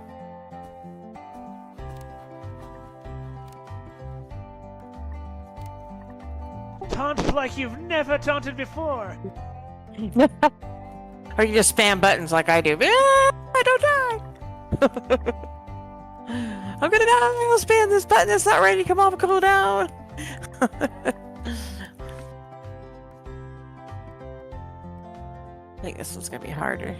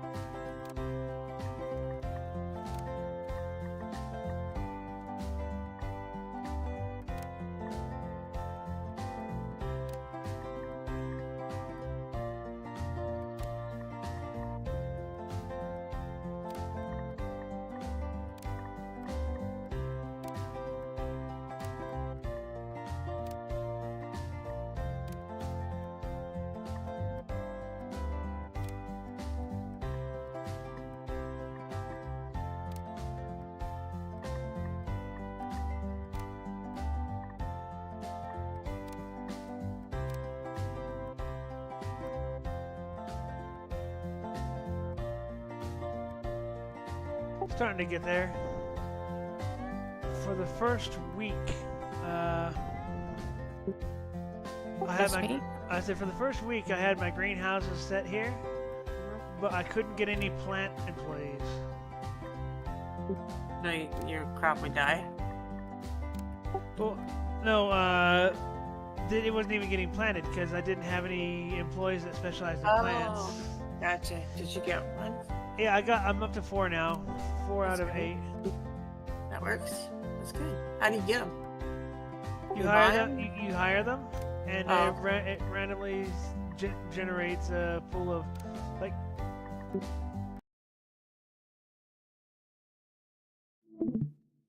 Let me refocus this.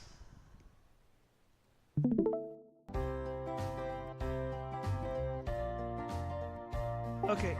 So you see how there's a gears icon in this guy's and then a tree icon on this guy's? I just see your face. I can't get over there. I don't want to lose this cue.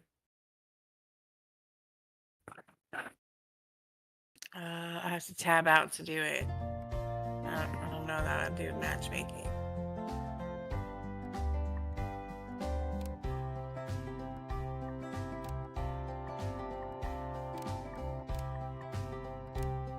Let me try it.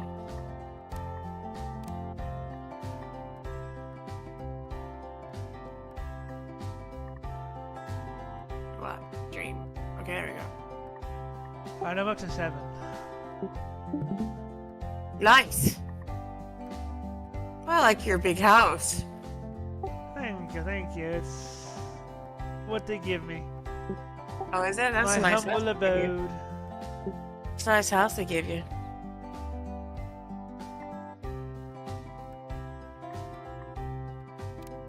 Right, okay, so see how there's a little honeycomb symbol next to this guy's picture and a tree next to this one? Yeah. So that's a beekeeper, and that's a orchard specialist. Oh, that's neat. And then you got this box here, that's the logistics specialist, the shipping. Then you got that little tractor, they're the farm machine. And that little gear, that's a manufacturer. Oh, that's interesting. I don't remember having that in the other games, did we? Or was there? What's that? In the other past ones that they had, did they have all that? Oh, it's a DP? different franchise than the farm game we used to play. Oh, okay. Yeah, see, and these guys got little sprouted twigs there. Those are the plant guys. Oh, that's neat. Come on, Tang, please join us. All right, so now I got all 8 of my first run of employees. That's good. And that should be enough to kind of sort of run this greenhouse chunk I got here. I would make a bigger a back row of greenhouses, but I want to wait until I get to research the big greenhouses before I try and do any of that. That's always a good idea.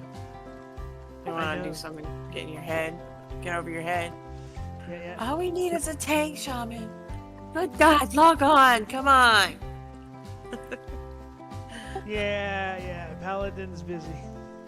Huh? Joel got.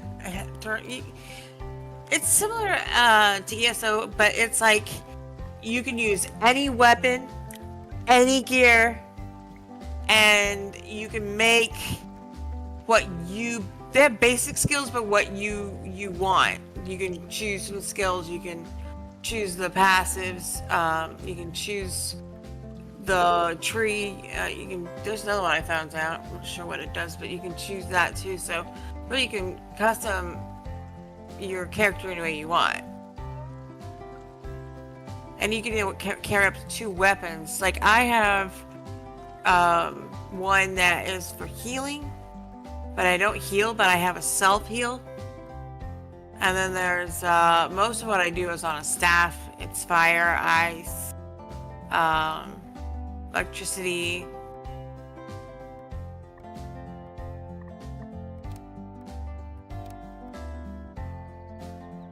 I swear.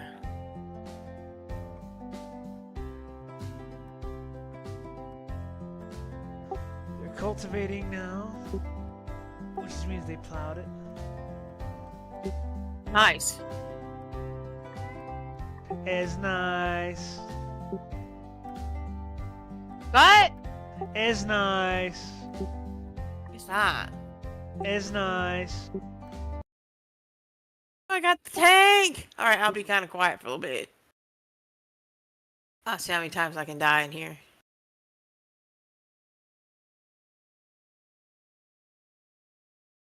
What are you doing? We got all the paper.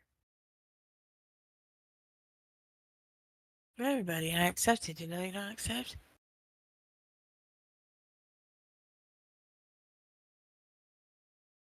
Oh, so I dropped out.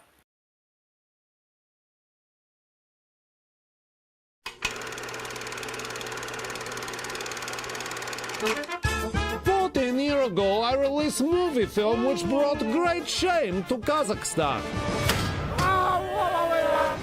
But now I was instructed to return to Yankee Land to calling. carry Hang on, I'll out be right back. secret mission.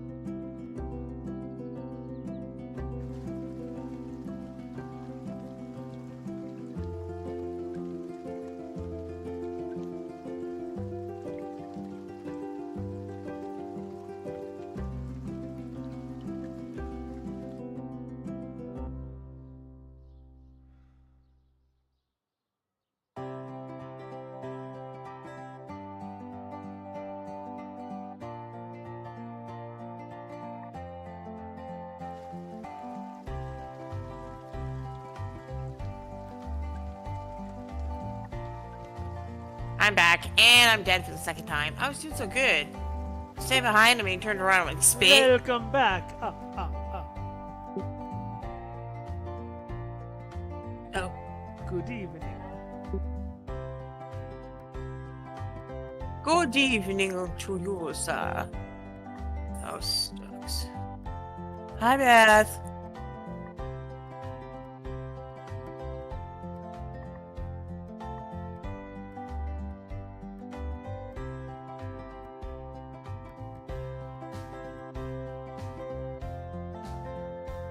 No, Beth. No, honey.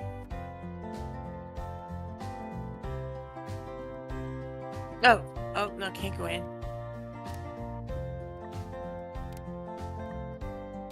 Can't see so far.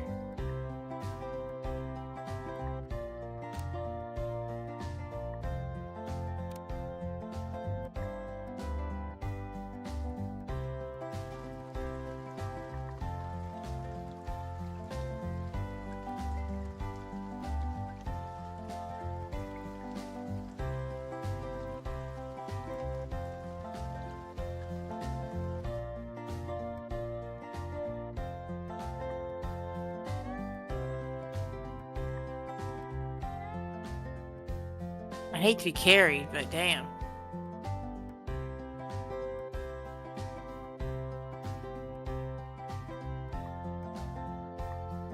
Yeah, he stunned me and threw ice or acid on me, so poison. And then that's pretty much the sum of my death. He's hard. We almost have him. The poison, it chokes me. Bleh.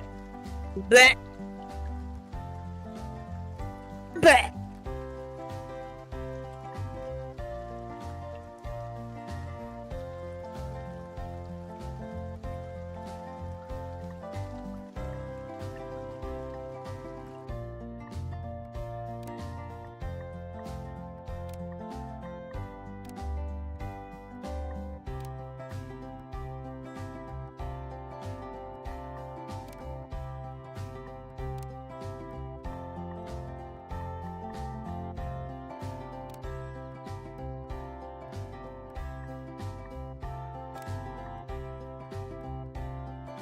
Researching irrigation. Shazam! Shazam! Get him, guys! He's all so low! Is there just one person left? One, two. I don't know, This- Andy. I think it's kind of crazy. You can't res in this game, which is a bunch of bullshit. But, That's- but how am I supposed to make up for my lackluster clericing and still have everybody praise my name? That's funny. Oh boy, here we go again. Dang. I wanna know who's the healer.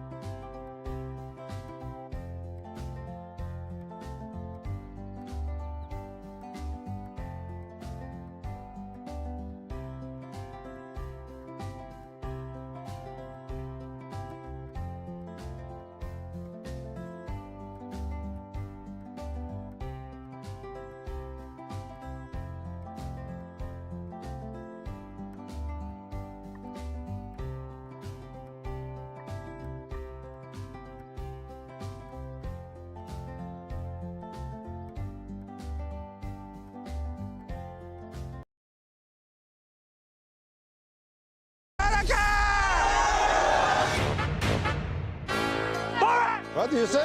No, it's not me. Come back! People may recognize my face. I would need disguises. This man is sex criminal? No, no sex criminal. I will take this to be a fat like American man. Yeah? This is a good one. Where is his crumb? What is problem, officer? Got somebody that's strapped to the top of your car. You need to sit in that passenger seat, boss. Only men and bears are allowed inside car. I'm here to give my daughter as a gift to someone close to the throne. I need dress with real sexy peels. This is a bag that just goes over the dress. They're nice. I really like this. Let us present Sandra Jessica Parker Drummond. I want this one with the baby on it. I have a baby inside me. Can you take it out? No, we cannot. That's not what we do here. I feel bad because I was the one who put the baby in her. Did you ever put one in your daughter? No, I did not. Where is everybody? They're wanting everybody to quarantine so they don't spread this virus. Could I stay in your home? I hope quarantine never ends. What is more dangerous, this virus or the Democrat? Democrats. Killing some of the virus. No, you can't see the virus. No, it's still there. Oh, we got If you think you see a virus go like that. This makes the virus sleepy, and then when it's sleeping, We got it! Daddy has a lot to learn. My daddy is the smartest person in the whole flood world. And while the risk of coronavirus remains low, as the president said yesterday, we're ready for anything. Michael Penis, I brought the girl for you. Borat's subsequent movie film. You fist me. Now I fist you? What do you prefer? You fist me or I fist you? Same time. Fist each other. Yeah. There you go.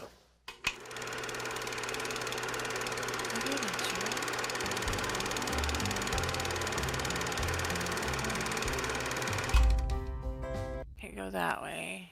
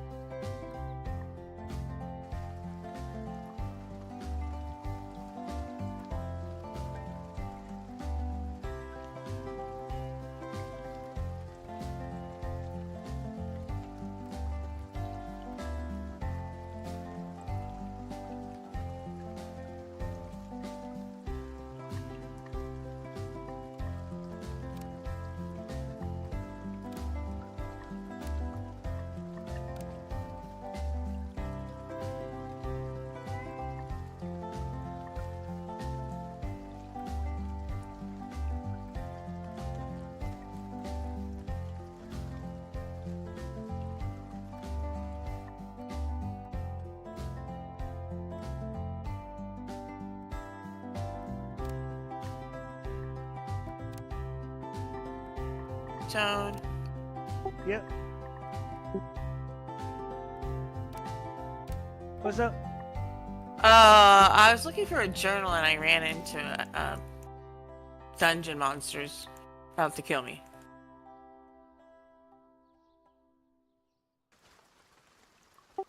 You were looking for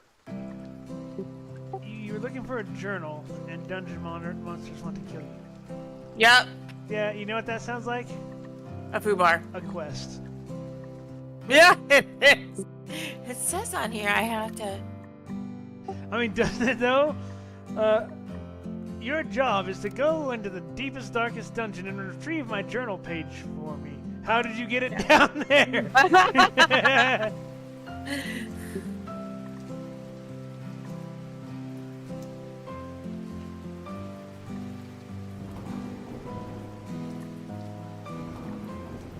Guys, following me around. I don't know what the journal is. Oh, he's looking for the journal. He's telling me where the journal is. I like him. Can I join your guild?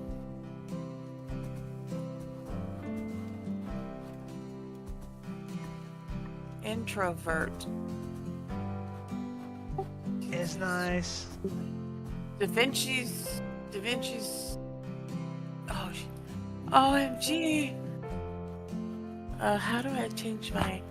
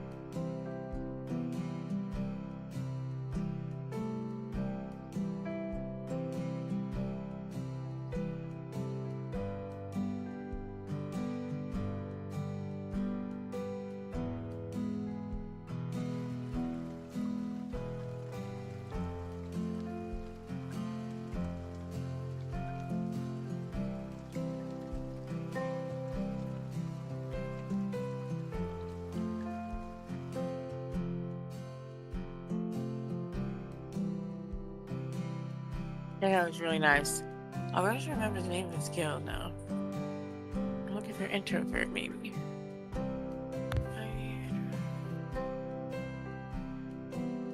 I don't remember. I said, what said that the guild name was?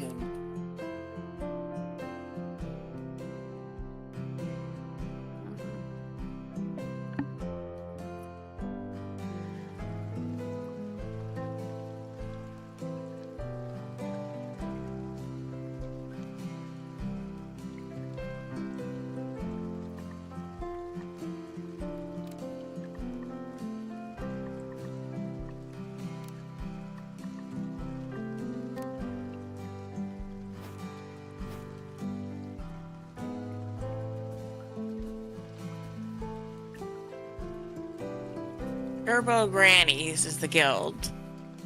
That is hilarious.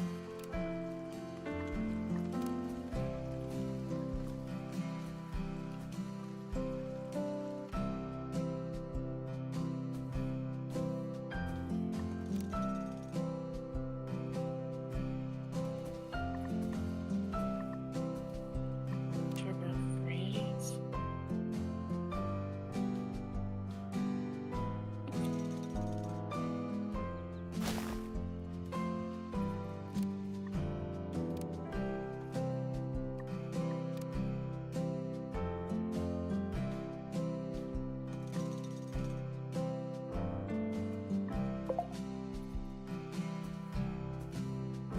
I just heard something.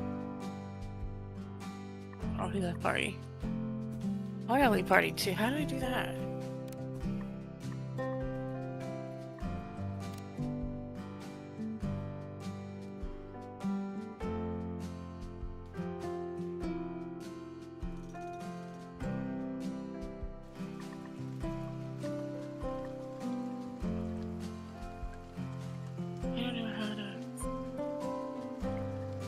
I don't know how to leave a group. I had this problem before. Let's see.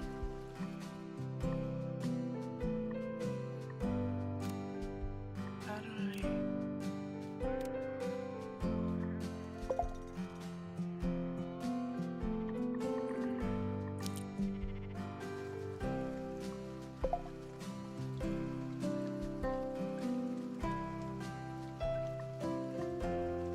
Why'd you leave party?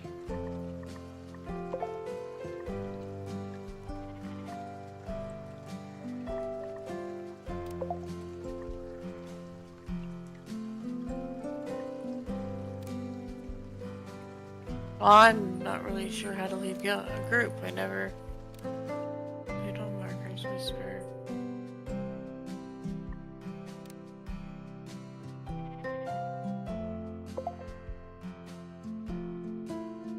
Like, somebody's talking to me, but I don't know where they're talking.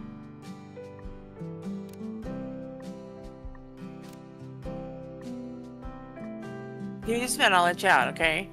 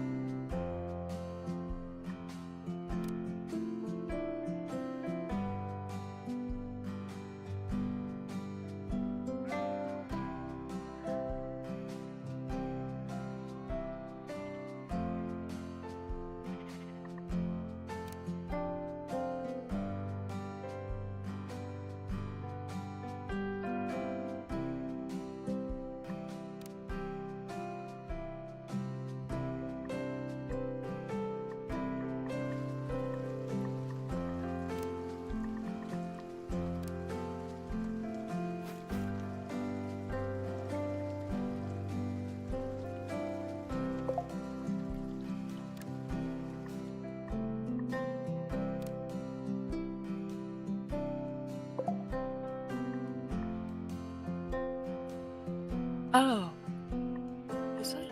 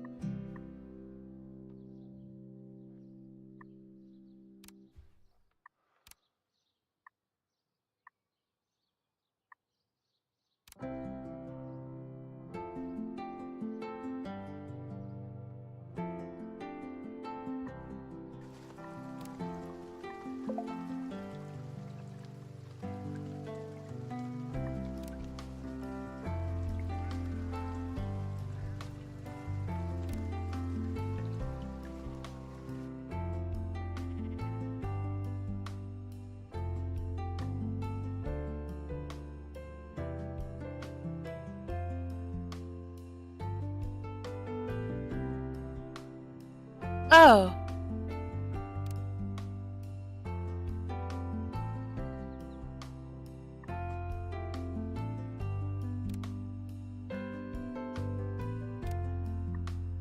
Oh, door.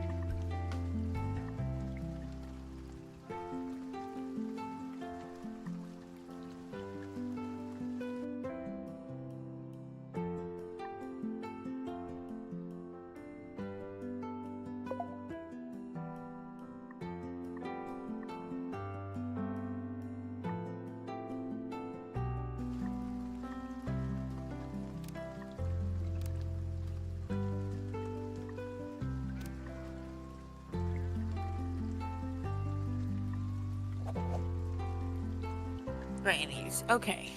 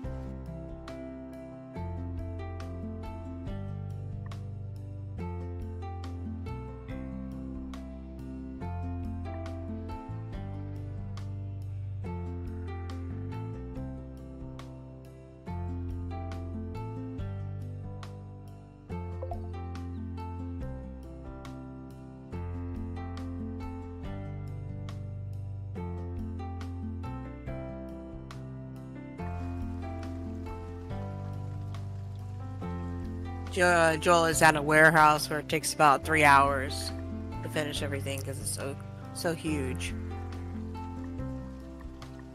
This guy's super nice. Oh my god, he's so nice.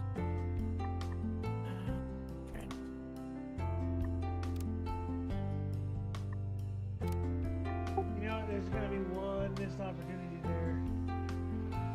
What's that?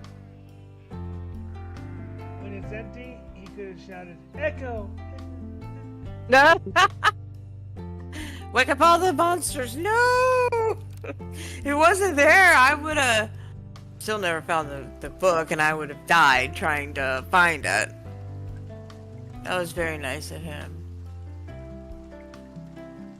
I asked if I could put it on his friends list. He said that was fine.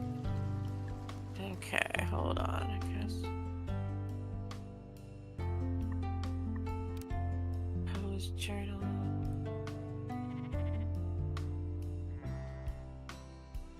Okay, where's Pau's journal? Where is she? Why can't I find her?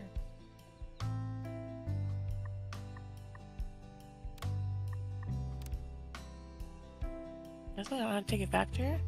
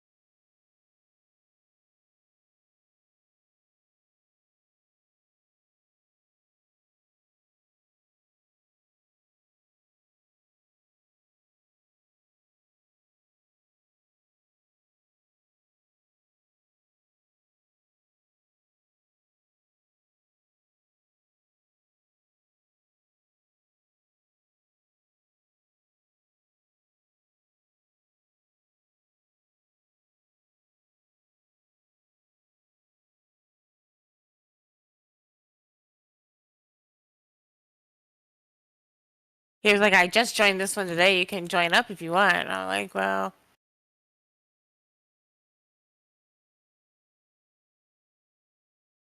Yeah, I'll have to wait for Joel because, yeah, it's up to both of us. I know he really doesn't want a guild, but the thing is, there are some things you need in this game with the guild.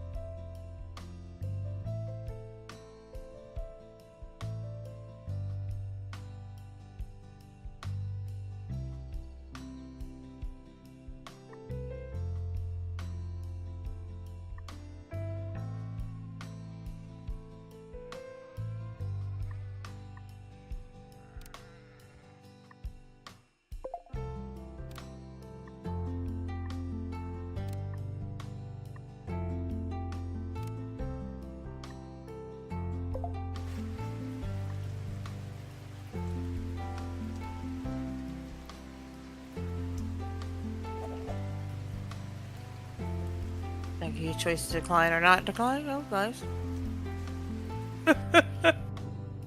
Oh, what we got? John Galloway?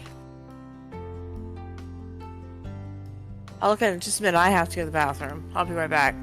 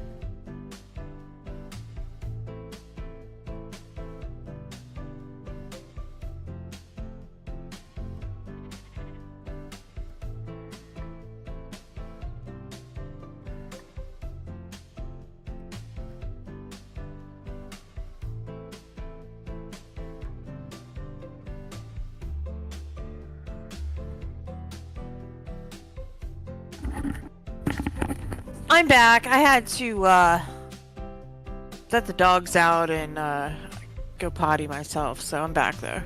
Ooh, let the dogs out. Ooh, ooh, ooh, ooh.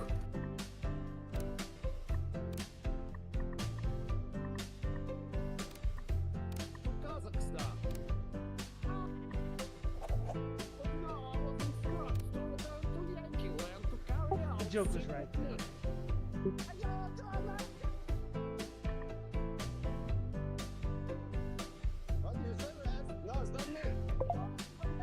People make recognize my face. I would need disguises. This man is 6 foot. No, I'm not 6 foot. Take this to be your fat like American man. Yes, this is a good one. Where is this from?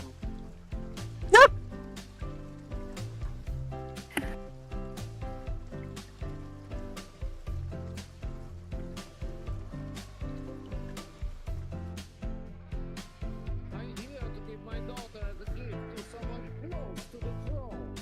I'm in dress with real sexy feels. This is a bag that just goes over the dress. They're nice. I really like this. Let us present Sandra Jessica Parker Drummond. On this one with the baby on it. I have a baby inside me. Can you take it out? No, we cannot. That's not what we do. I feel bad because I was the one who put the baby in hell. Did you ever put one in your mouth? No, no. Where is everybody? They want everybody to quarantine so they don't spread this virus. Could I stay in your home? I hope quarantine never ends. Oh, gee whiz.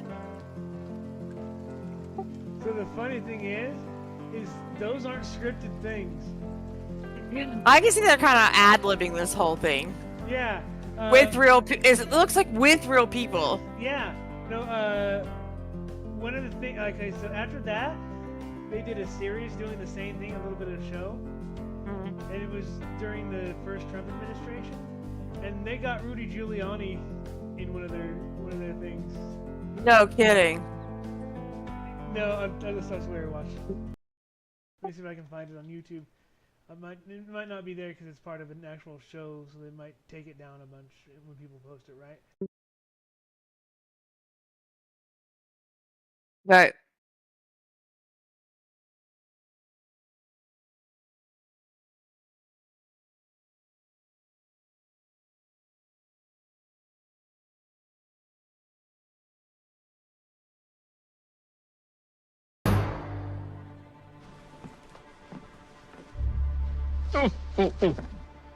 Nice to meet you, my dear. Nice to meet you.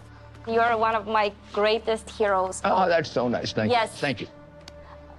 I will try my best, but because I'm super excited and nervous. Well, you relax. I'll relax. You want me to ask you questions? I'll relax you, okay? Yes, thank you. I feel like just this window. I'm living in a fairy tale. Sure. You're gonna do great. Okay. So, please take this. It used to belong to my father, but I think you should keep it. Oh my God, that's wonderful that you gave this to me. So, well, thank you, my dear. A little bit about China. As an expert of national security, what do you think we can do going forward to prevent this from happening again? Well, China manufactured the virus and let it out. And they deliberately spread it all around the world. I don't think anybody was eating bats. Yeah. Did you ever have a bat? Oh no, I don't think I'll ever to eat a bat. If you eat a bat with me. Okay, I will. I'll eat a bat with you. He's like, what is this? You're so funny. So probably in a rough estimate, how many lives President Trump saved? I'd say he saved 1 million lives. It would have been 1 million more had he waited that month, the way the Democrats would have done. Yeah. But he acted swiftly. He acted before anybody. In fact, even his own advisors, some of them advised him not to do it.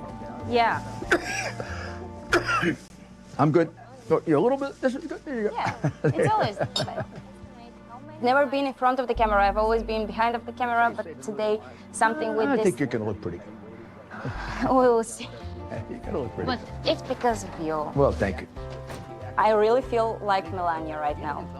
Well, you're doing very well. You're going to look pretty Sorry to interrupt, Mayor. Sound problem. I think we cancel interview. I don't think we need. Because Yeah, what do I do? I've already checked. Okay. Is that better? Yeah, that's a bit better. Let me just listen in for a bit.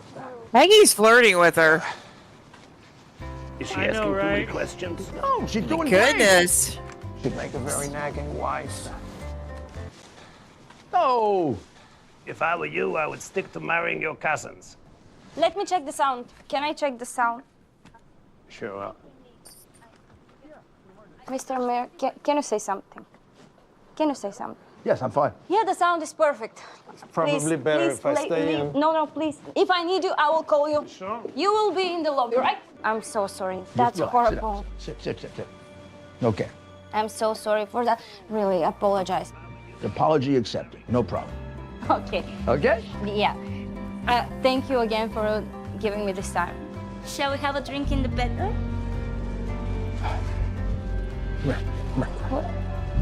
What happened? There you go, my dear. Okay. There you go. Be good. You can give me your phone number and your address. Should we slip your jacket? Okay.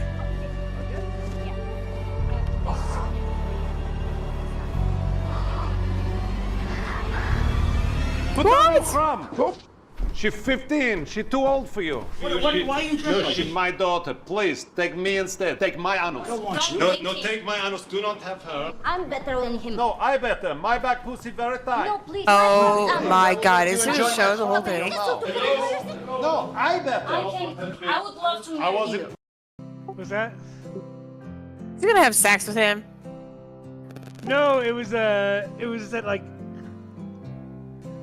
So he like, they put him in a situation where it was like she was playing the naive and he was hitting on her and everything. Yeah. I saw that. And that, yeah, okay, so that's the context of like she's playing that she doesn't know what's going on, like especially with the bedroom stuff. And then he, Sacha Baron Cohen's the one that does the character of Borat, so he's coming in. That's my daughter. Like they really got him. Like they showed how much of a pig he was, and they got him.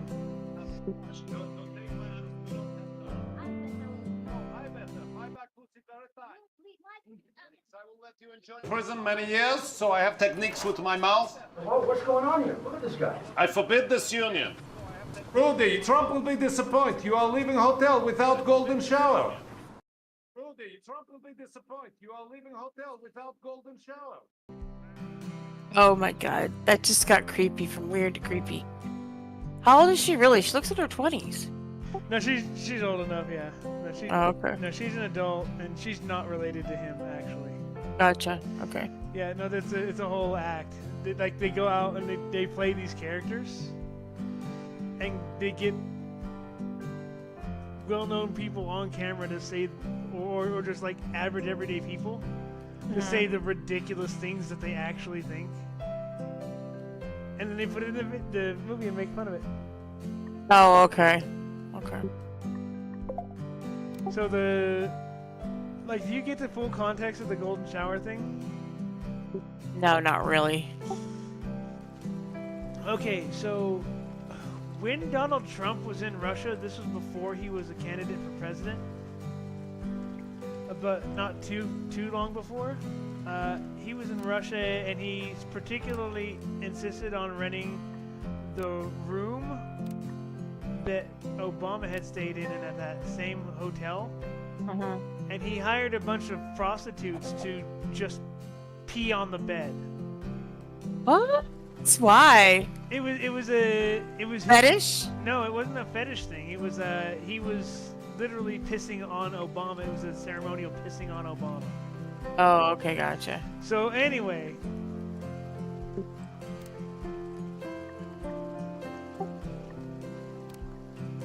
So people were making fun of Donald Trump when this came to light, talking about, oh, he was doing a whole golden shower thing. So at the end, when he's yelling at Rudy Giuliani, Trump will just be disappointed you left without golden shower. It ties back to. Okay, I gotcha.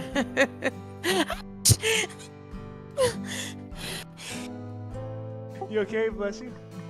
No, my knee, I have not looked it up yet, but if nerves can regenerate, I wonder why.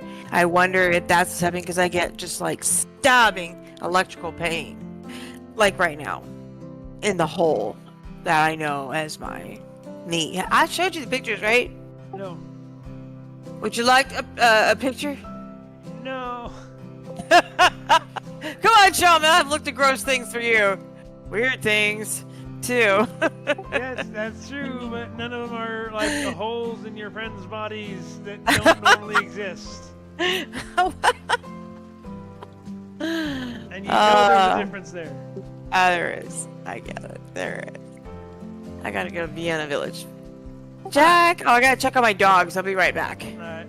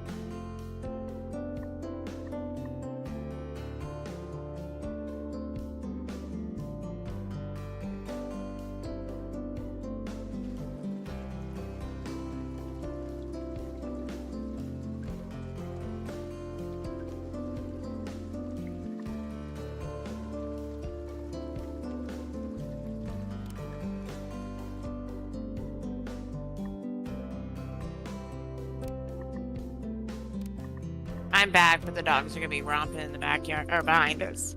So. Can I get a romp? They were. My cat got the squirrelies this morning. Jumping over one gate, running through the dining room, jumping over the other gate. Did you ever come to my house? Yes. Did I show you where anything? Yeah, you showed me the inside stuff. I didn't really get to do the backyard or anything, but Yeah. we were kind of in a hurry that day. Yeah. Well, I hope you come here again another time. Hopefully I'll win lotto and then I can just like, yo, private jet. Yeah, hopefully you'll do good on your studies and you won't have to worry about that. I mean, I'm working on it. I know, and I appreciate you. I'm not getting on to you. I'm just saying. I think you're more realistic. Since you're putting all this time in, you want to get something out of it, and that's one thing you could think about doing. As you know, I'm not gonna be worrying about money all the time,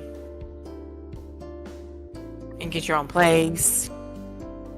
Yeah, but the difference between finishing up the college and doing stuff and winning the lotto and doing stuff is both of which I can take advantage of my college education. But with the college win, I can have a driver. Oh, really? Yeah, I'll be able to afford to have a driver. If we drive you around, that'd be nice. A professional driver, so that way You don't have to worry about rides or anything like that. Yeah.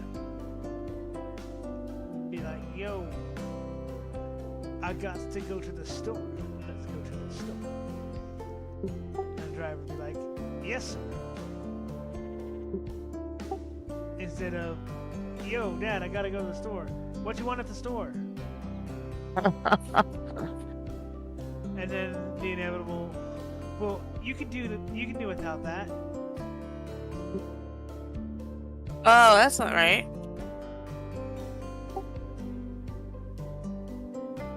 And like, look, I wants to buy it because I wants to have it, not because I needs it. I'm sure he gets things he wants, doesn't necessarily needs. Yeah, but it's also his money, so. No, that's true. Well, hopefully you don't have to worry about that anymore. Yeah.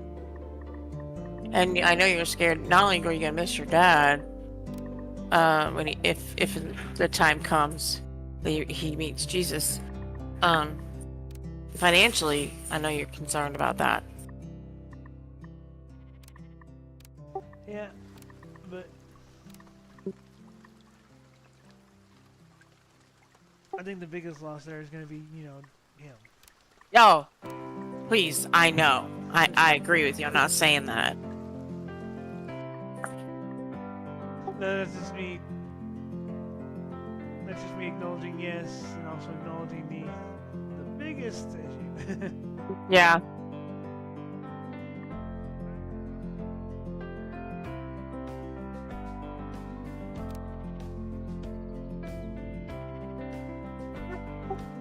For all the driving me nuts that man does, absolutely none of it is out of malice. Are you still moving? I don't know.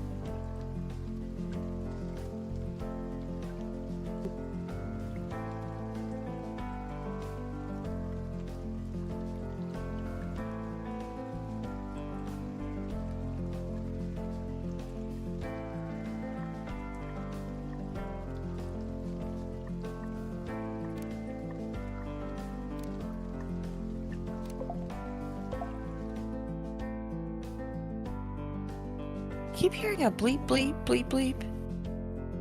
Is that Probably you? in my game, yeah. Oh, because the same sound is when somebody talks to you in this game. That's the same sound. And I'm like, looking around, I don't have any new messages. You got the message of get this game so we can have fun.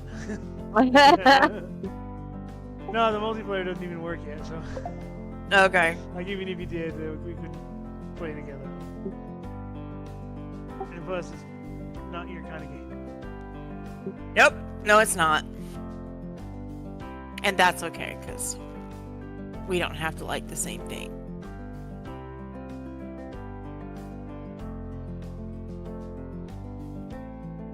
They want me to bundle my Greek food with Little Caesars. So first of all, Little Caesars sucks.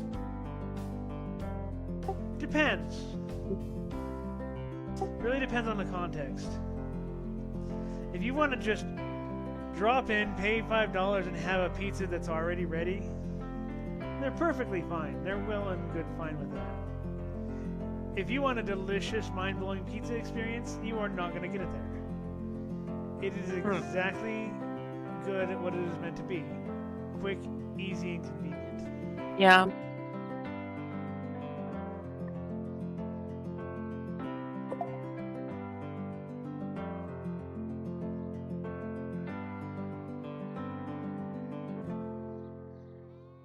Looking for a guy named Soleil.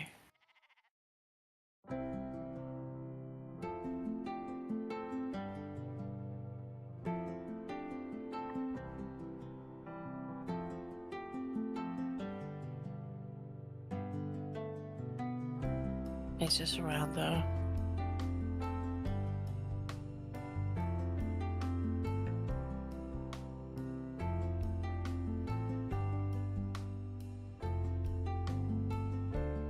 No, that's not it. Do you remember the show Alf? Yes, I do. My mom loved Alf. I'm just sitting here thinking about it because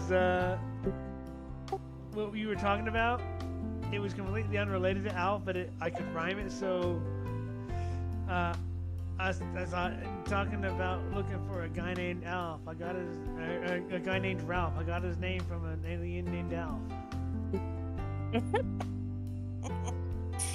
Don't get it, but it was cute. Yeah, like I said, it's not relevant and it doesn't make sense, but that's what happened in your head. I'm scared. You should be. It is dangerous, and in fact, I'm pretty sure OSHA has a ban on working in my mind. For your safety, run!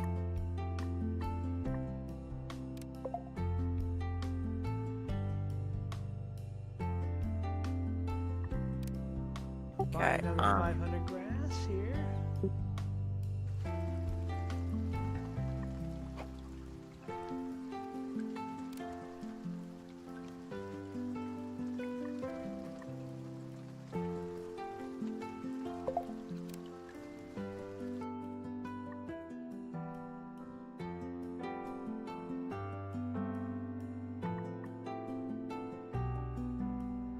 My sheeps are reproducing like rabbits. Like Are they now? Yeah, every time they're ready to mate, you gotta call the vet in this game for some reason.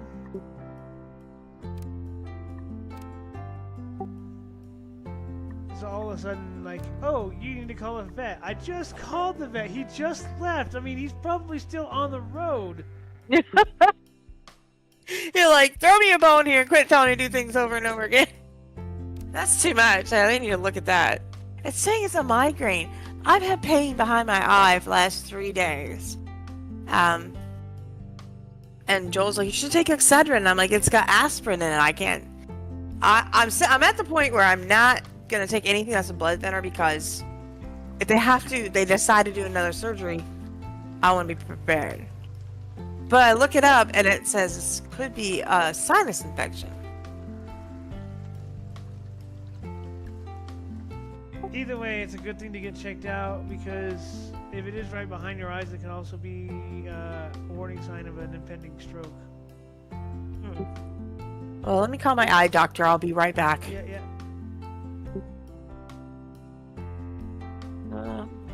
If the cursor will move over.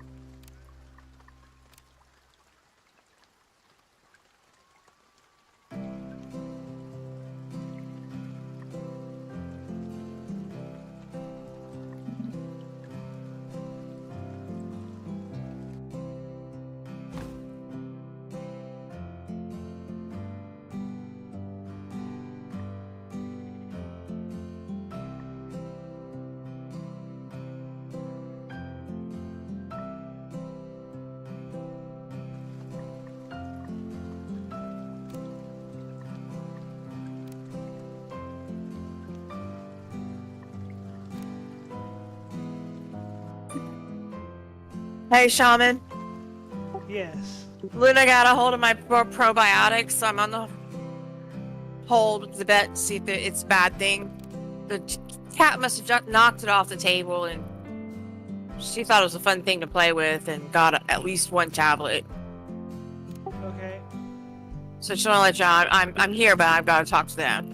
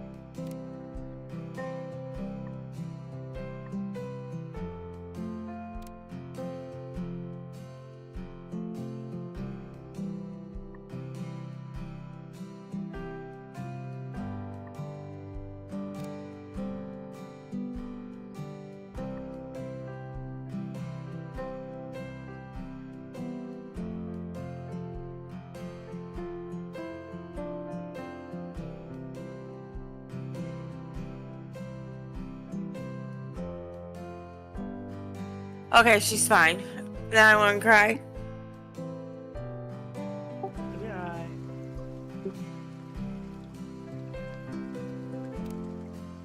I told her it's okay, I'm gonna hang up from you now because I'm gonna cry.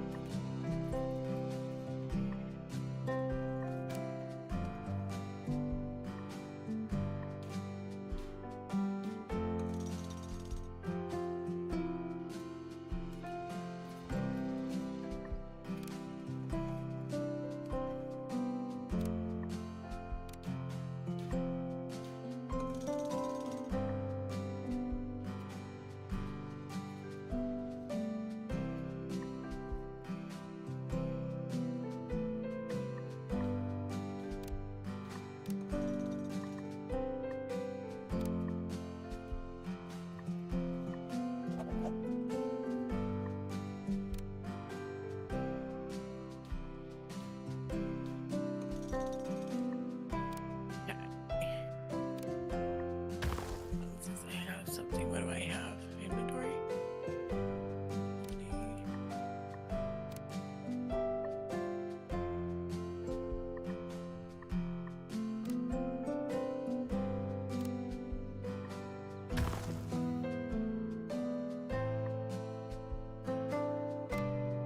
No, not yet. I need 3 more.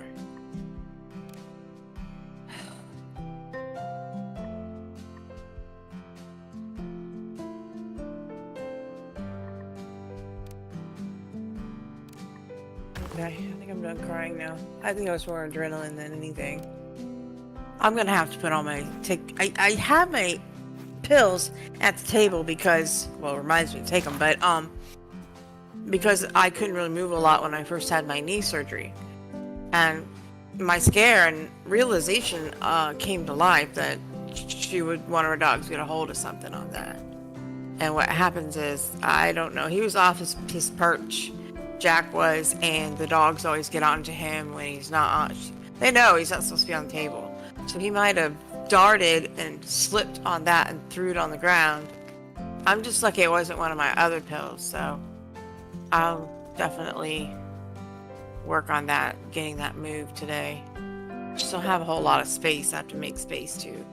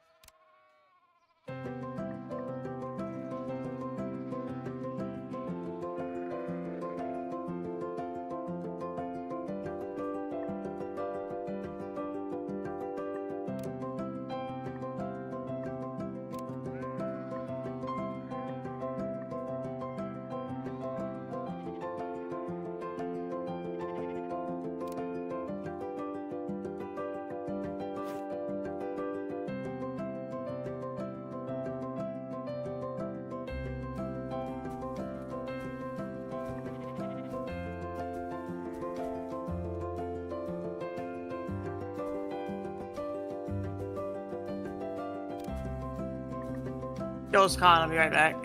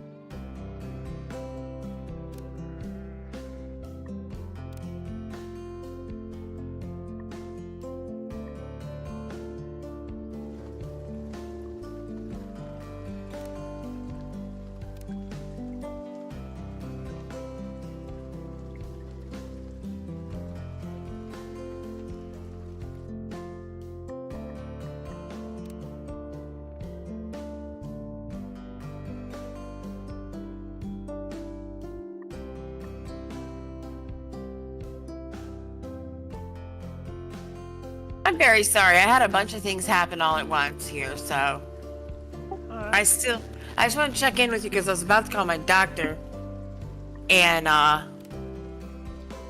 didn't want you to leave me like, where is she? What happened to she? So like,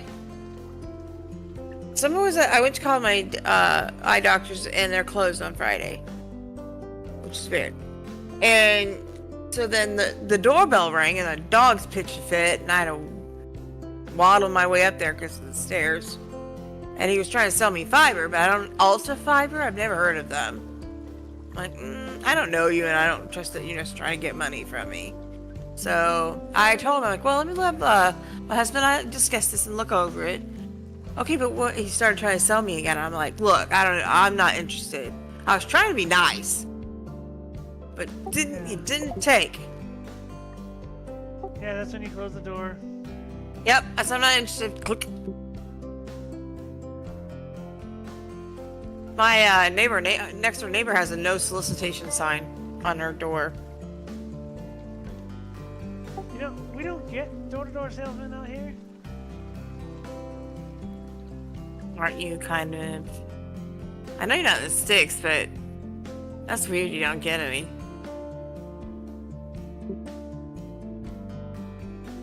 All right, let me call my doctor, and I'll be right back. Okay.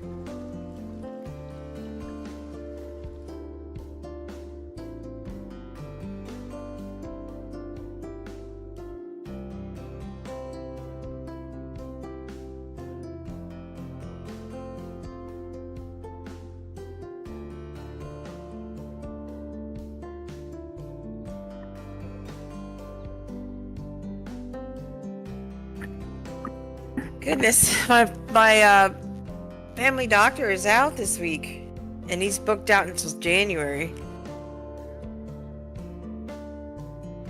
I think it's just a sinus headache.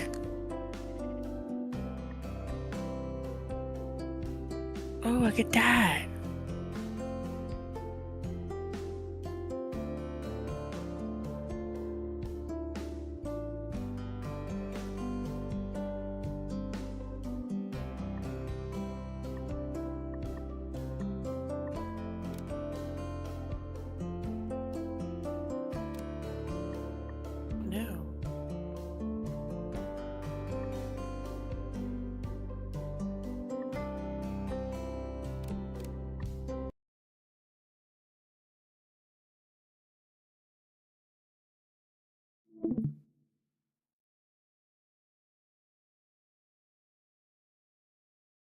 You taking off? Enough to put in my test results. Oh, good job. Yeah, I don't know. I got to the point where my logistics center is up, and they're not using the damn trucks. That's she's making several trips, running out to the warehouse to grab like 90 to 100 units of milk, of sheep's milk, which there's like 600 in there, and all of it needs to be moved to the logistics center. But she's moving it at like 90 to 100 units at a time. Which is even less than the standard basic carry rate. Yeah, you need to definitely put that in. Oh, I'm out of coffee. Give me Sprite. I ordered Greek. It's almost here. They are 3 minutes away.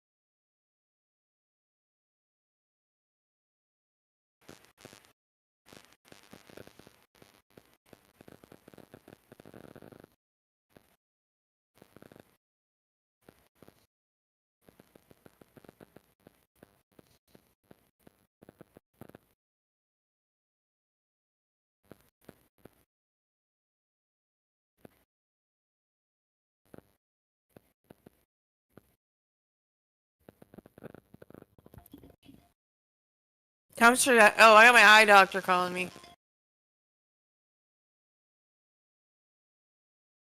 Alright, I'm gonna restart Discord anyway. Hello?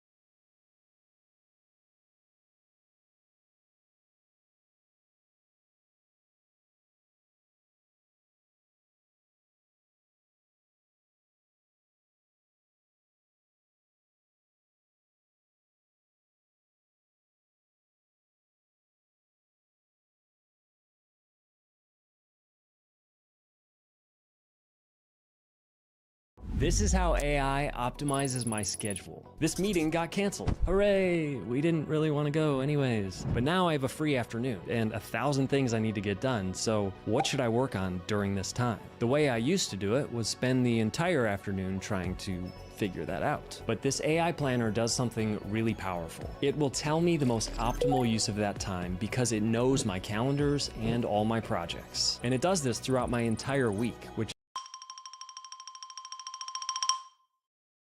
Hi, I'm Adrienne Hill, and welcome to Crash Course Statistics. In the last video, we tried to make sense of ginormous numbers and teeny tiny numbers. Today, we're going to talk about less showing numbers, the numbers stuck in the middle, the averages, the medians, the modes. They may not seem as mind-blowing or all that flashy, but turns out they're really, really important. Those middle numbers are often the ones that get all the press attention, get tossed back and forth in political debate. And they give us this little fun bit of trivia. What's the average or mean number of feet people have? It's not 2. Turns out the average number of feet people have is a little less than 2, because the average takes into account the small number of people out there with fewer than 2 feet. So if you have 2 feet, you have more than the average number of feet. And with that, let's get into measures of central tendency and why they're useful.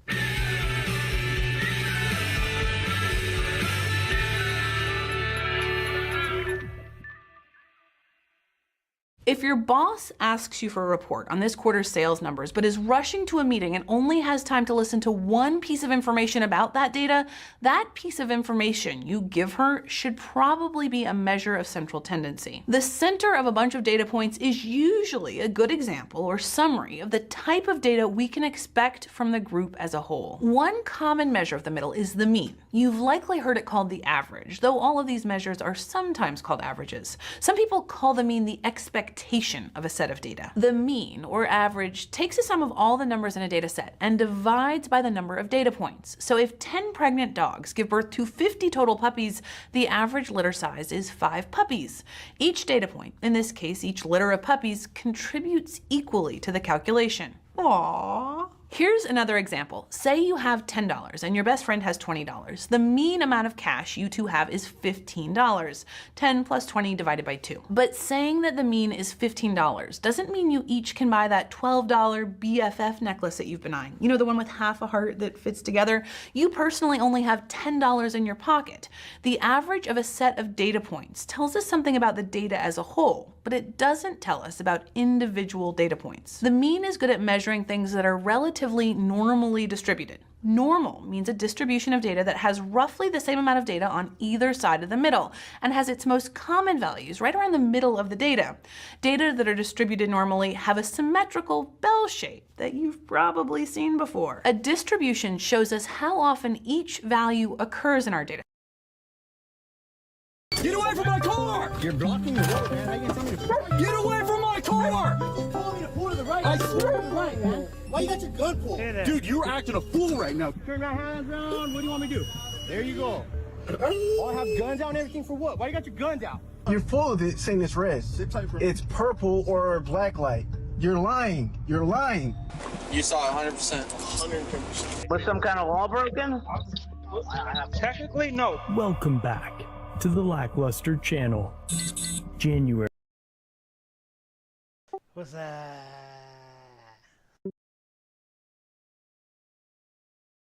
Hello? Talking away to you, answering you and everything. I had myself on mute. Okay, this is the classic. Do you understand the words that are coming out of my mouth? Do you understand the words that are coming out of my mouth?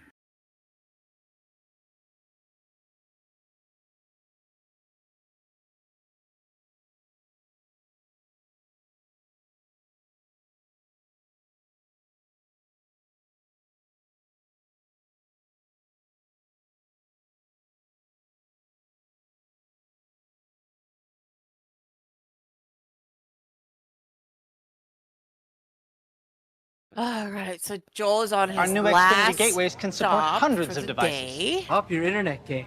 Am I right? It's daycare, and hopefully it won't take too long, and he'll be able to come home. I know that one. I'm over here. I'm laughing already because Switch I to know fast, I know how that reliable plays Xfinity out. internet and power all your devices, even when everyone's online. Xfinity, bring on the good stuff.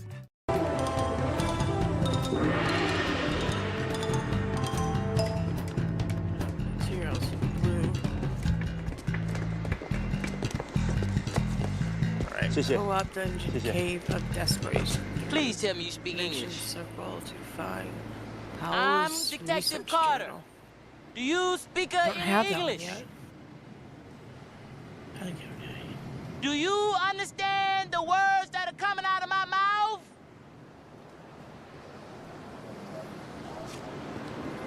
Yeah, I can't do that one yet. Leave this shit. I have to be 40. First I get a bullshit And I'm assignment, not then 40. Mr. Rice-A-Roni. 33. That quest will have to wait. Don't even speak American. Come on, man, my ride over here. Okay. Put your bag in the back. That is a purple, so I'm not gonna go do that. Put your both bag of you, man. in the back. No. You put your own shit in the back.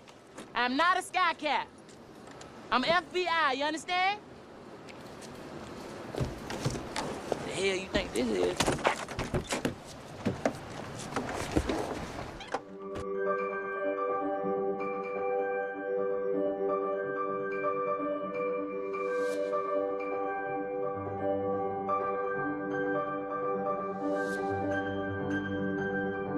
The cat is in a box. It's driving my dogs crazy.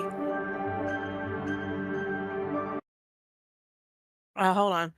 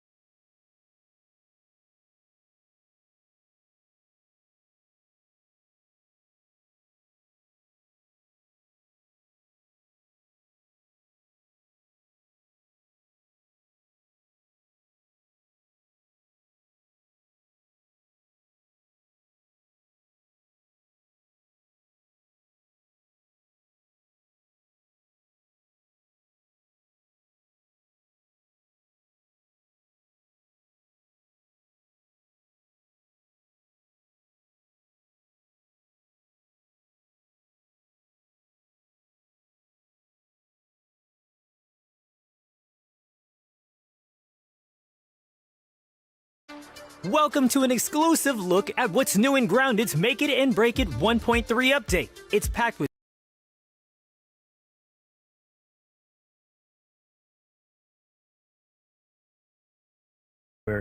2024. Dashcam video shows Officer Rogan of the Longmont Police Department running a stop sign without indicating his turn and without emergency lights activated. A viewer named James pulls up to a stop sign on the officer's left. The officer then angles his cruiser towards James and attempts to initiate a traffic stop. Pull over. Pull over. In his confusion, James begins recording as Officer Rogan issues commands that only he can hear. Your incident has been updated.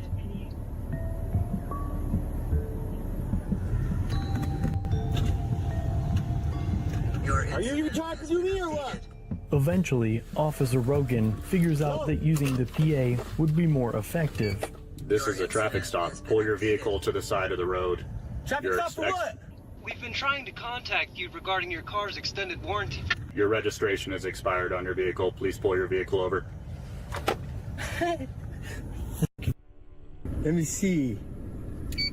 Where do you want me to Please pull out onto 5th and pull your vehicle to the right side of the road. I can't. You're blocking it. James complies the best he can, following the officer's orders. Somehow this enrages Officer Rogan, and the encounter escalates. You're blocking the road, man. How you gonna tell me to get away from my car? Get away from my car! You just told me to pull to the right. I swear to the right, man. Like, what's your Is this your first friggin' time driving? No, you told me to pull to the right. I'm at a stop sign, man. I got it all on video, bud. Get him over here. Get who over? Pull your car over. Why you got your gun pulled? Dude, you're acting a fool right now. Get out of the car. I'm fucking parking you, man. Pull over. Now. Dude, pull over. You have trouble listening, bro. Pull over, man. You just told me that. Pull over the car. I fucking am. You just told me that. Bud. Fucking yell, me. Get up here. He's acting a fool. Just step out now. Step out for what? I'm not stepping out of nothing. Why?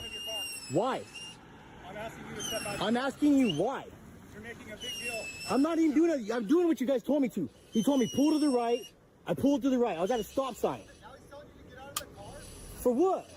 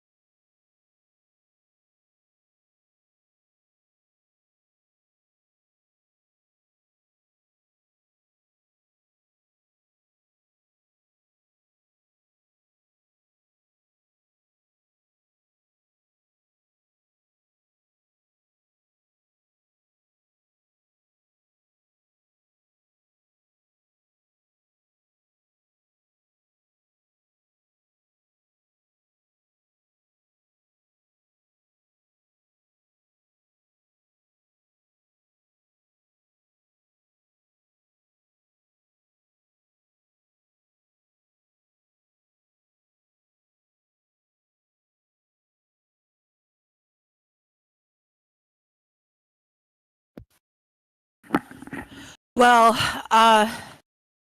they're gonna call me back. Let me know if they can get me in on Monday. But I did. They told me my doctor office did to. We have something called All Demand here. Do you have that there?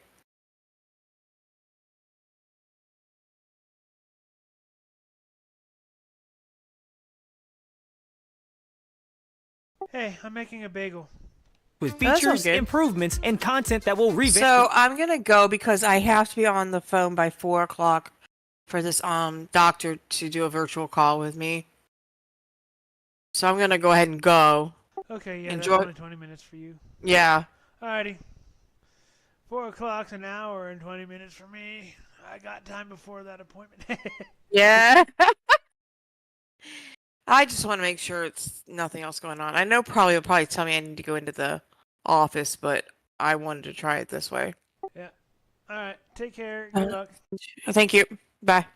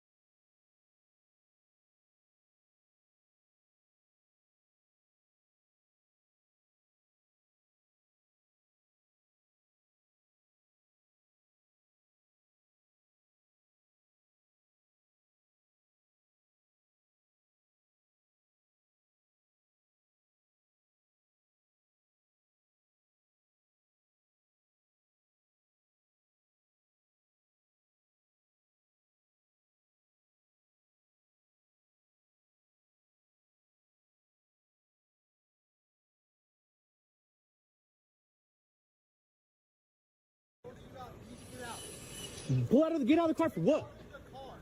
You fucking guys are fucking out of control, but I swear to God, man.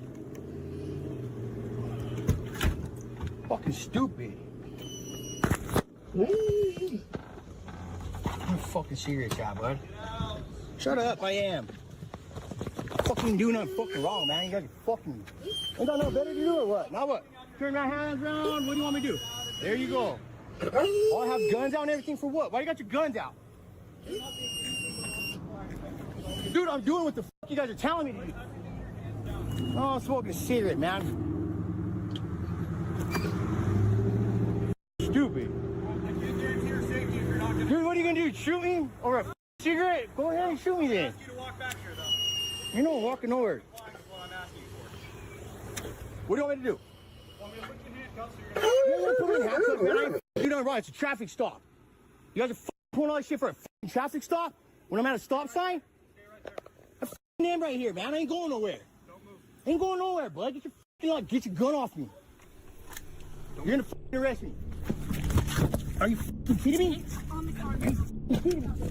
James was placed in handcuffs, and Officer Rogan used his canine to conduct a free air sniff around the vehicle. The dog alerted, but after a search, nothing of evidentiary value was found. James was subsequently released with a citation for expired vehicle registration. Before we continue, the longest sponsor of the channel is Exter. Exter is known for the first trackable wallet and 12 mechanism tracking, which is grapple color key case.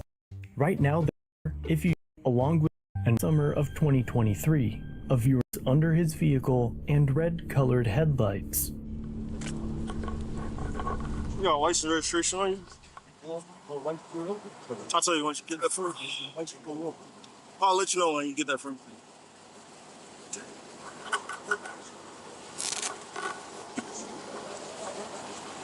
So, two things. You have red facing front lights, and you have changing underglow. You can't have change underglow while driving. Okay?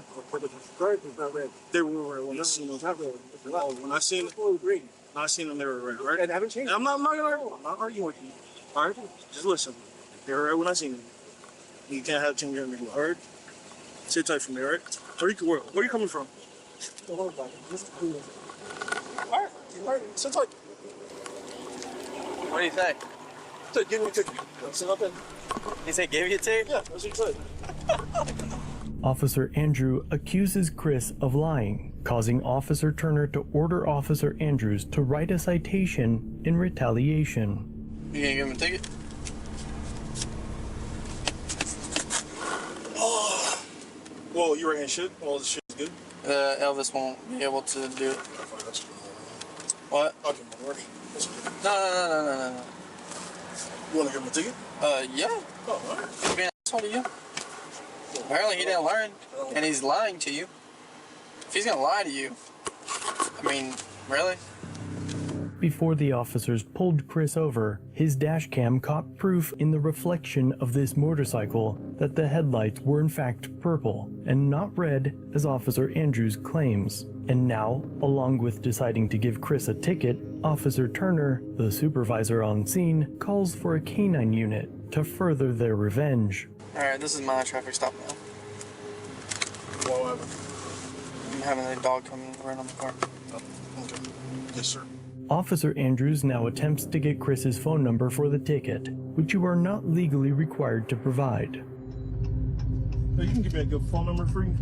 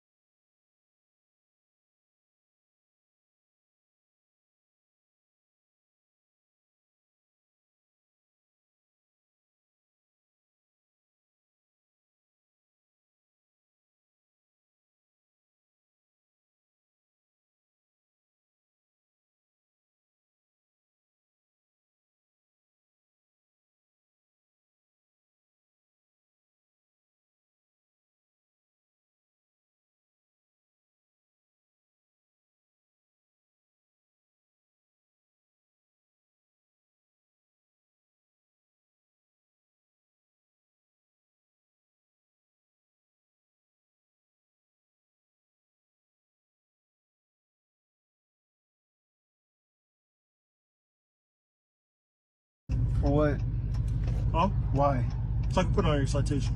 You don't need it. Just give me my information. Just give me my So you citation. don't want to put a phone number on it? I don't need it. Just give me my citation. Alright, just sit back in there. And can I get out and show you the front? No. I'm gonna show you because it's not. You're full of it saying it's red. Sit tight for It's purple or black light. You're lying. You're lying. And I got you. I need your name and badge number too. Officer Turner then decides to speak with Chris and plays the nice guy role after ordering a citation and a canine search. I came here because I guess there's an issue with the officer or something like that. Yes, he says, or he pulled me over because I had a. He said, I had changeable lights underneath. Okay. I said, okay. All right. I'm sorry about that. I changed it to green. Then he said my front light was red. Okay. It's green in either black light or purple. Okay. So I was like, you're lying about that. He's like, no, I'm gonna get to. I'm like, I need your name and badge number then. Just give me something. Like, just write me my ticket and go. I'm gonna take it to court because I know for sure it's not red. Okay. You got me in that. Give me a ticket for it underneath. But for his front, I'm gonna fight you for that. I understand. Like I said, I wasn't here. I wasn't here for it. And I didn't see it. Do you mind if I go and look at it real quick? I want to record it too. Can I record it? Right? Green and purple. Yeah, I don't see them being. I don't see. Where's the red? Do they? Where's the red? Yeah. Where's the red? It was like this the whole time. One thing I just done changed because this was going purple and green. And I never changed the whole day. From coming here, I never changed. Okay. He's lying. Well, I am his acting supervisor right now, so. I am kind of upset with this. He swore me down I had red lights. Okay. I know for sure, like, I know I didn't put that on. If he don't even take it from underneath, that's fine. I did that. I mean, okay. Yeah, I had changed the lights on that. I changed it back to that. It's not an issue. I can do that. But you're gonna lie to me about that, and then he's gonna keep telling me he saw red. Okay, now you're trying to say I'm stupid, I'm dumb. I didn't know what I was doing. I understand where the frustration could be. Like I said, I wasn't here. It's okay. Like I said, I wasn't here, so I don't know what he saw. I didn't see it myself, to be honest with you. After speaking to Chris, Officer Turner changes his mind about the situation. He's actually a really nice guy. Doesn't like me. No, he doesn't at all. He doesn't like you. And you're for sure.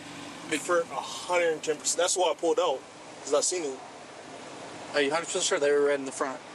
110%. Because I didn't see it. No, I saw it. You saw it 100%. 110%. Because he says you're lying and all that stuff, which I'm not saying I don't believe you. No, that's the only reason I pulled out, because it was fucking red. Okay. All right, well, just write in the ticket and do that. Just put your name on stuff on there. I'm not going to go forth with anything like that anymore. Cool. I'm sorry. Easy enough? Dude, he does not like him. Really? Dude, he was so cool with me. So cool.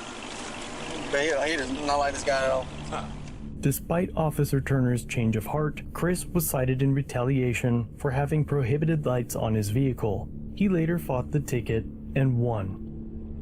In the summer of 2024, a viewer was filming downtown when he was approached by the police. He immediately opened Attorney Shield and connected.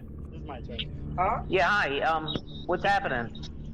So I don't know, your client, whoever it is, this is the third day in a row we got calls about him coming through the village of Bronxville, recording people in public places. You need to leave. This is the third issue. This is the third time that something's happened. Why, was somebody hurt? Huh? Well, he put it in somebody's face and he must have pushed it away. Was some kind of law broken? Technically, no, but he's now in a private place when he's recording. Well, you said no. He's outside, right? Okay. Because this is the third time we've had a situation with you, bro. Being detained?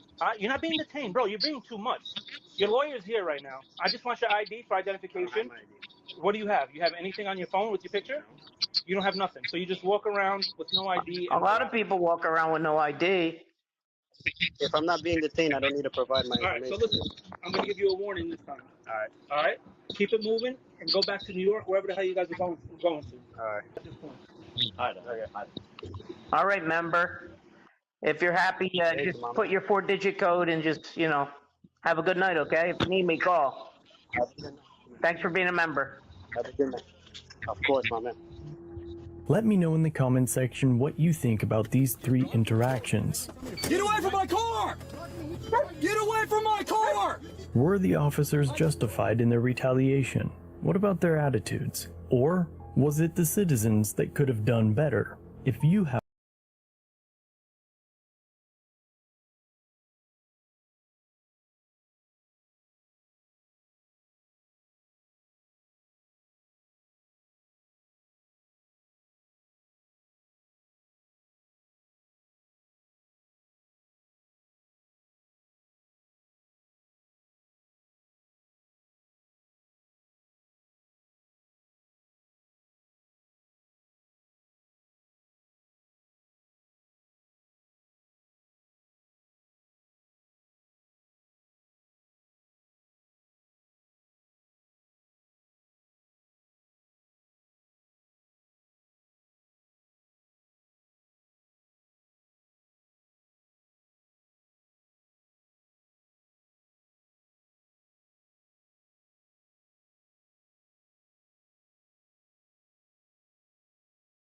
Have a story that you'd like to see on the channel? Use my form to send it direct.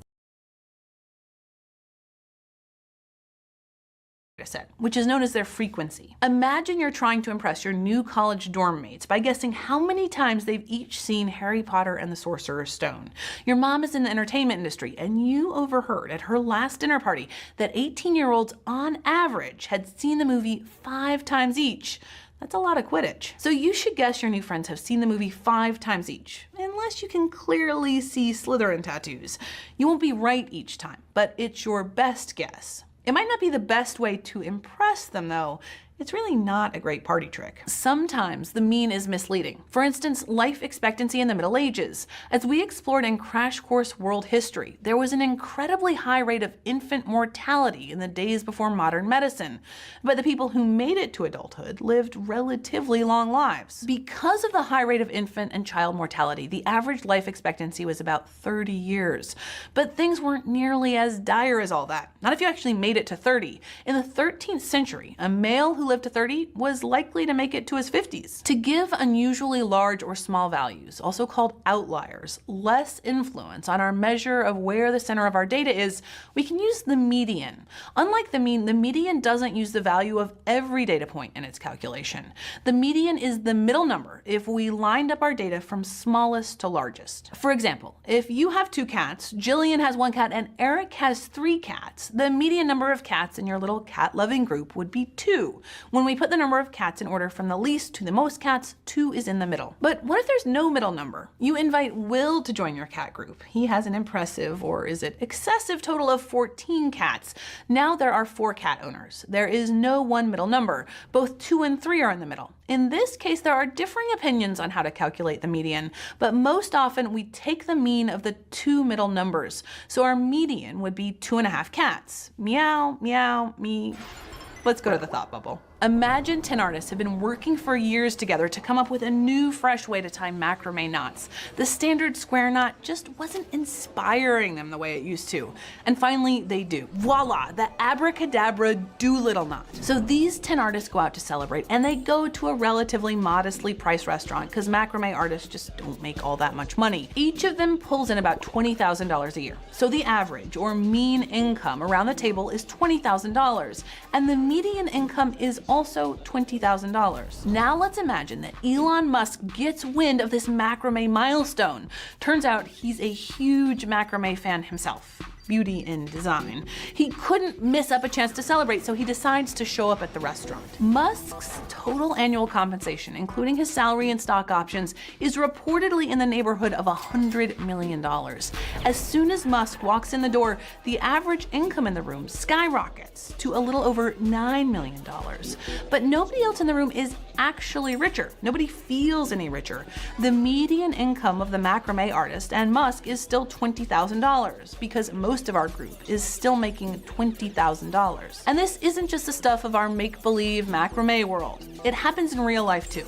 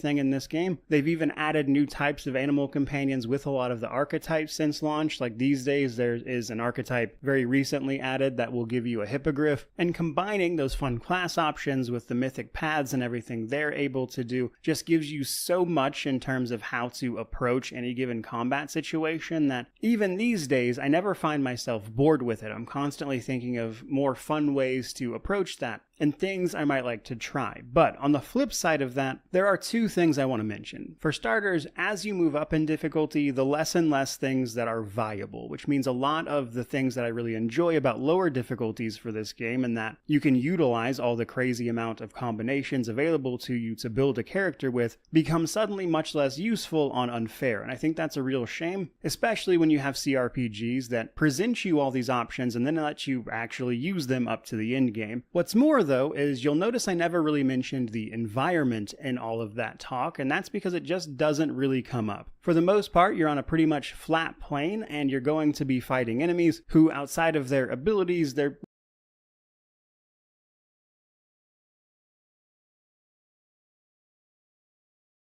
We're craving tacos today, so we ordered from Taco Bell's Cantina Chicken menu. The slow roasted chicken is unmatched, and the best part is it's not going anywhere.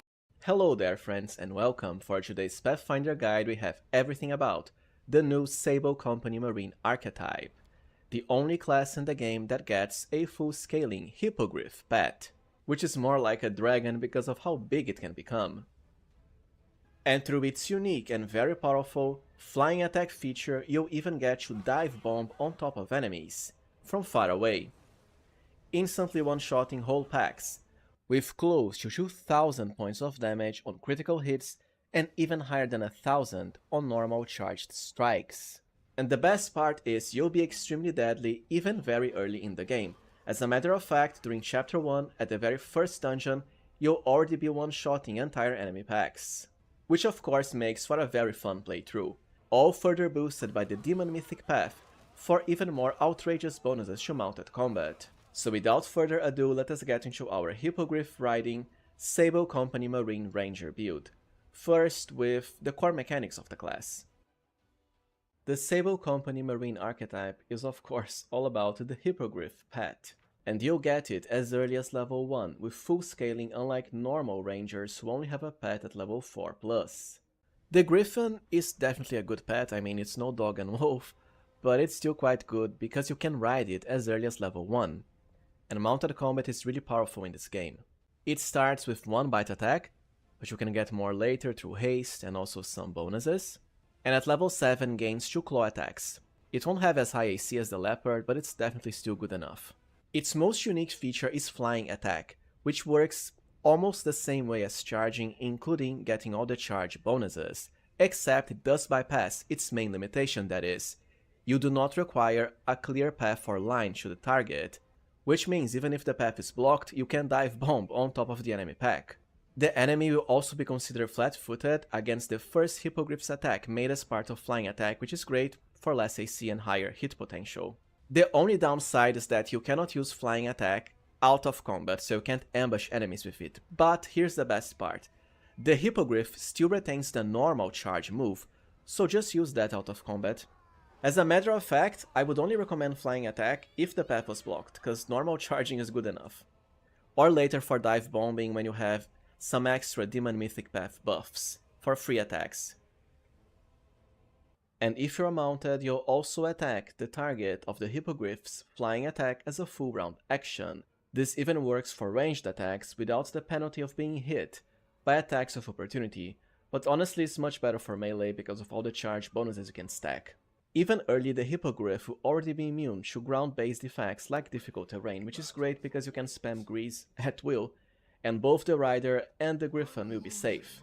And well, besides the pet, you'll also have other abilities that enhance the power of your Hippogriff. Starting from level 3, the Hippogriff can use the strongest wings. As a standard action, you can create a whirlwind that will attempt to bow rush enemies away from you. If it's successful, they'll be flat-footed against the next attack. It's not particularly good because, well, as a standard action, you can't attack and use it on the same round, but at least you can still attack with the rider. It's just that, you know, charging with both the rider and the Griffin, or just going for a flying attack is much better than wasting actions using this. Then at level 12 you have Feather Confusion, which will increase the armor class of your Hippogriff by +3 against melee attacks. The same for the Rider. And this all culminates in your very powerful capstone ability at level 20, Sable Strike. If the target of your flying attack is your favorite enemy, after all you are a ranger so you can still select favorite enemies, both the Rider and the Hippogriff will automatically score critical hits on the first attack, with the added bonus of increasing the multiplier by +1. Considering you can stack all sorts of charge bonuses that also increase charge damage, this is really good. Now before getting into our Sable Marine build, I just want to cover some multi-classing options, because here's the thing. The bonuses you get past level 1 aren't exactly that good, I'm afraid. Ideally, if you wanted to min-max this character, you would only get 1 level of Sable Company Marine, as that's enough for the Hippogriff Companion, and then multi-class into either Cavalier and Gendarme for loads of extra feats, most importantly amazing charge boosting abilities like Mighty Charge and Cavalier's Charge, or Monk and Sohei, which is the Mounted Monk, for loads of extra unique monk abilities and most importantly, weapon training.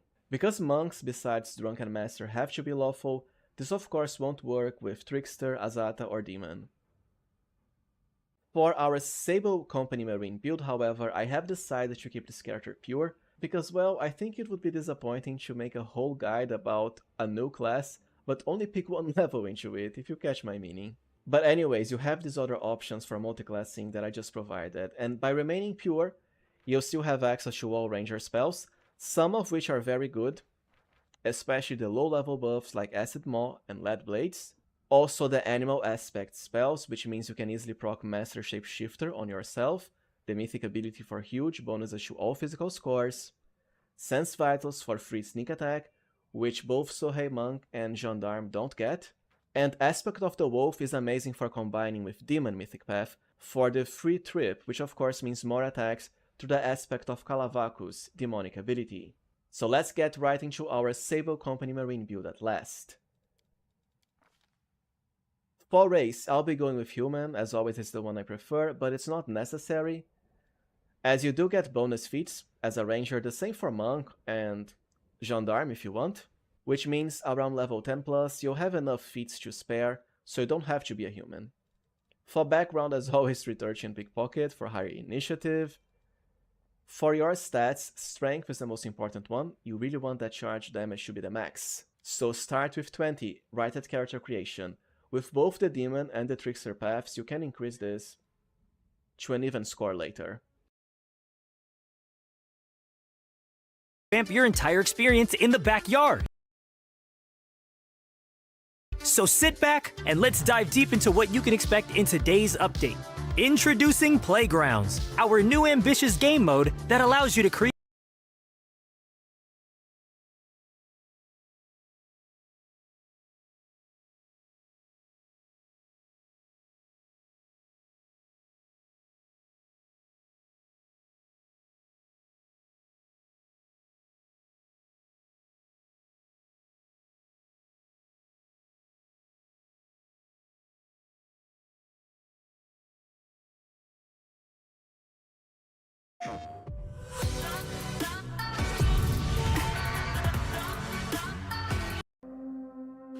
Great is, thanks for the 66, and he create, says, share, and play new grounded experiences with a new suite of tools and features built right.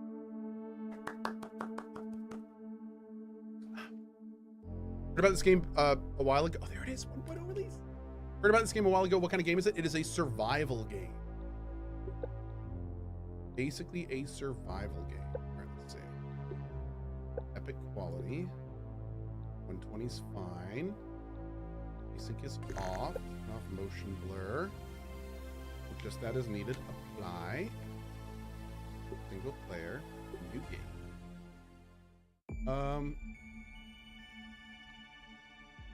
What is woe? Oh god. Bugs are tougher, vitals are harder to keep filled, and everything breaks faster. I think we have to do woe. My name's Peter. My friends call me Pete. Hey, nice to meet you. Ready for adventure?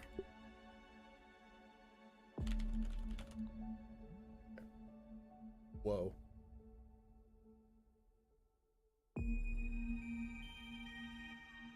You can't run from me, you foul beast! You think you outsmarted me, the mighty Muldoon?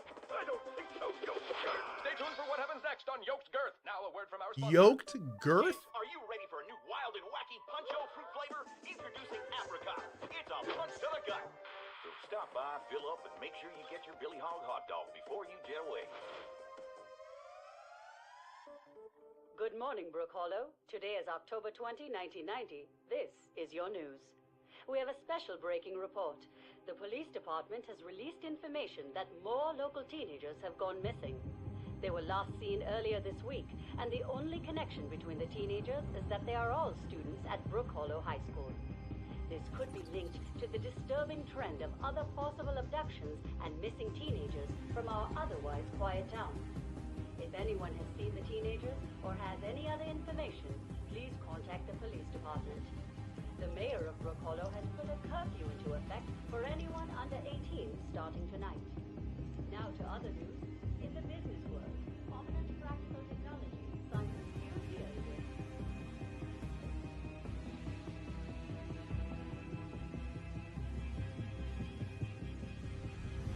with. No, this game is basically Honey, I Shrunk the Survival game. Oh my god, look at that. It's amazing.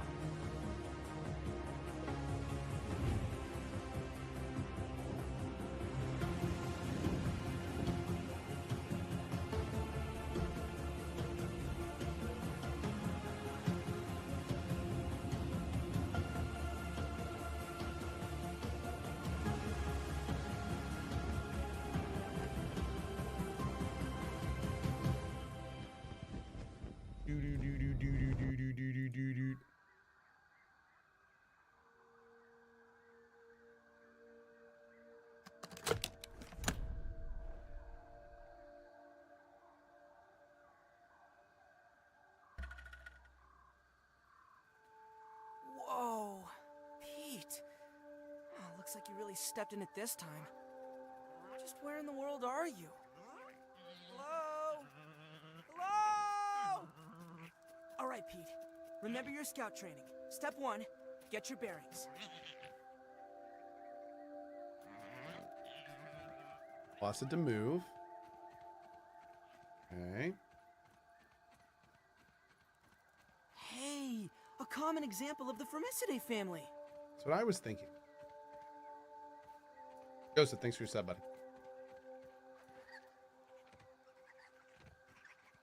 Signal detected. What's that? It sounds like a radio signal. It must be being transmitted from nearby. I've discovered sap. Wow, my scout training doesn't have a merit badge for this.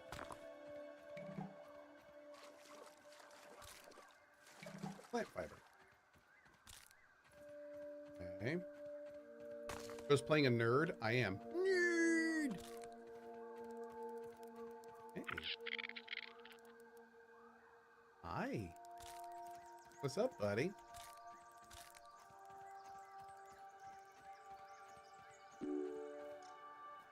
Use the resource analyzer. Oh. Spacer safety test. Power fluctuations are within acceptable range. The machine itself continues to operate as expected. Weatherproofing of the platform components is holding up quite well. Pylons over are a finicky trio. Maintaining the beam angles requires regular obstruction removal. The yard is simply too alive for precision instruments. Oh, Euclidean space, you fickle mistress. Reminder, check embiggening cell diagnostic before end-of-day protocols. Oh. Unpowered. ASL? That meant something totally different.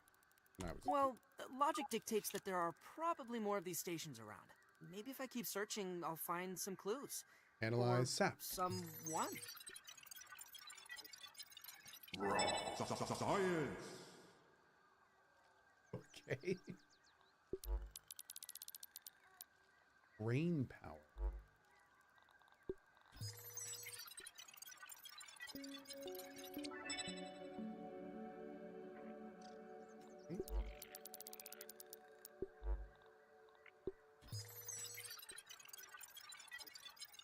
When did I last play Grounded? I last played Grounded when the game came out. As we say here, it has been a hot minute. I feel like we can do a little bit bigger.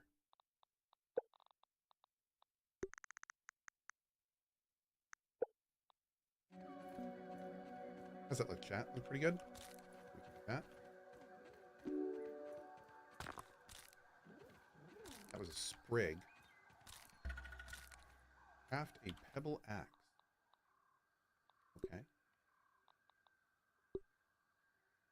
Ooh, need more sprigs and a crude rope. Oh man. Hot craft ingredient. Badass. So everything just like... Okay, this system seems super intuitive since when I played. Look for more science equipment. Find water. Okay, do I have a map? Oh, I do. What is this? Oh, it's Koja. That's the baseball. Is this...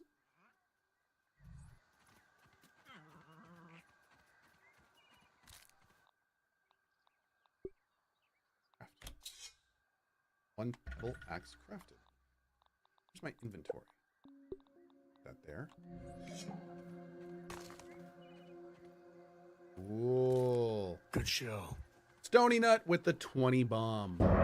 Thank you. Really appreciate it. Sure. Let's put me right there. How's that? How is that? Well, aphid. Hey, buddy. There's more sap.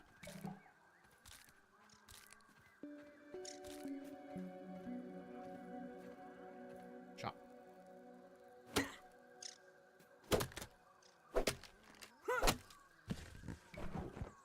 Overleaf. Okay. Oh. Curious. Ovidoidia. Ice cap mints. Can I get in?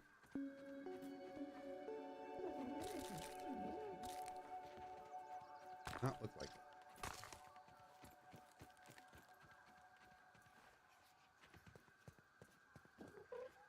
Nope, not right now. Oh, it's a ladybug. Hark, yonder lady of the clover forest. On what errand does the day find you? Ladybug. Hi. Love it. Hey, thou panda. Good to see you, bud. Ooh. Mushroom. The size of that Mysterious machine. It's probably the size of a bathroom scale? Investigate. What else can I build? I can make a spear. That. Okay. Ooh.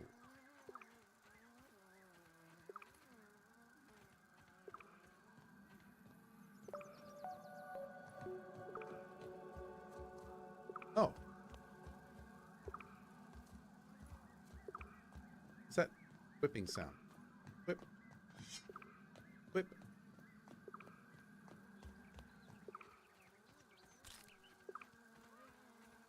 Oh, water. This is probably not a good idea. Oh, I just lost a bunch of food. Find and eat some food. Okay.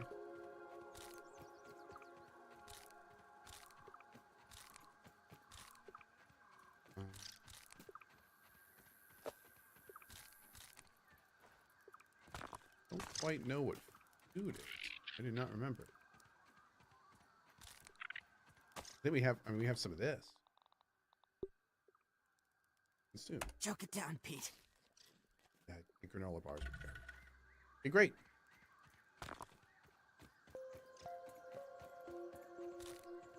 Find clean water.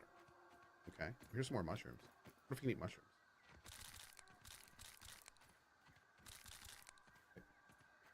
It's my first time playing it.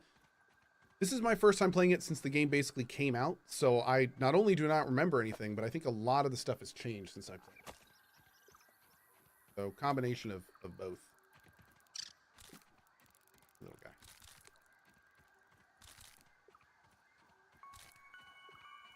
I have like a weight. I guess there's stacks. Can I sort?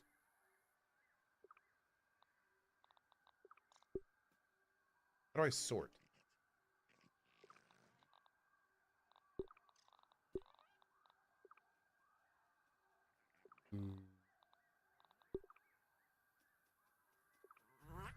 Is it Y? No, Y is actions. They still didn't put sort? I remember wanting sort when I played back in the day. Is there no sorting?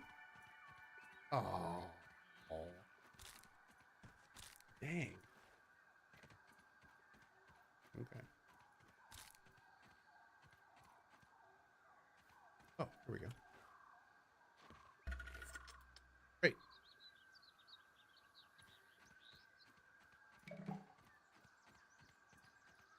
Investigate the mysterious machine. Okay.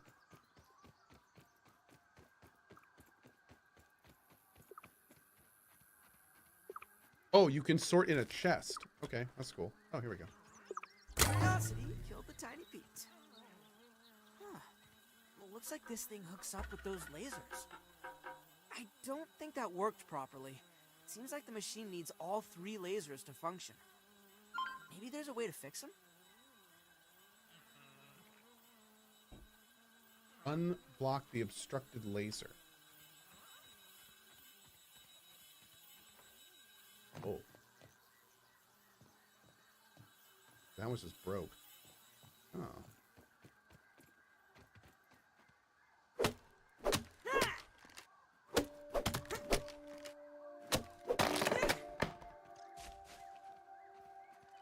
Okay. Find what's weakening the laser.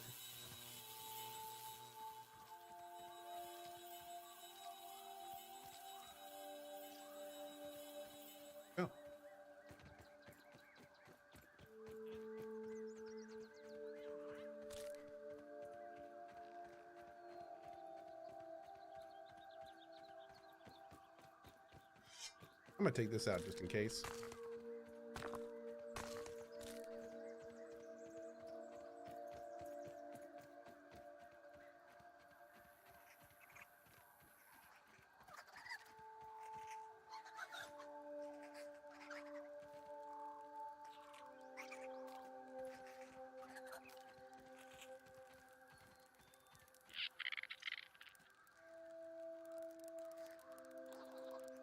Okay, we good. We good. Oh. Whoa, why don't you just stay over there, small red insect? Good show. On the full, thank you for the 5 bomb, buddy.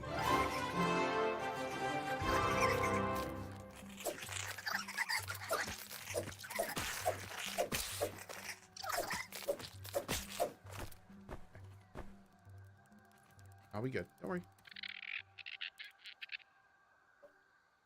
Love how inquisitive they are. They're like, yo, you good? Good? We good? You good? We good? Okay, we good.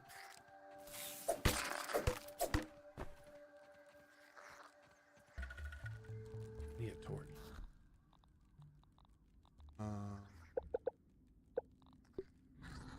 So what do I need? Crude rope. Okay.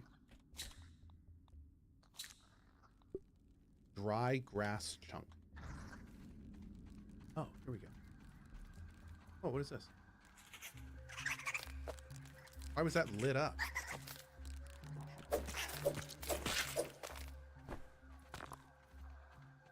I don't know why this stuff is lighting up, but I'm all about it. Can we light up all resources that we want? How did we do that? Was that because I have the torch selected? Oh. All right, let's chop down some of this.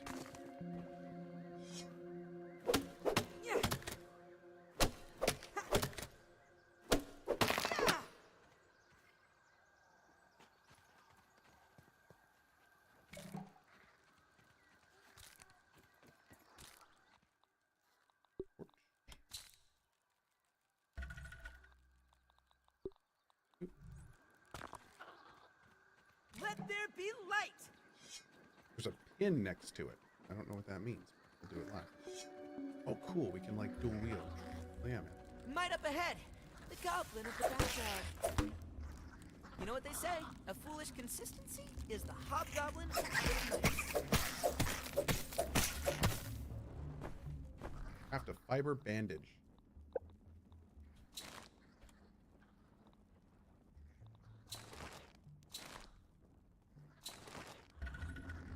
Got 8. That's... Wait. How long does that last?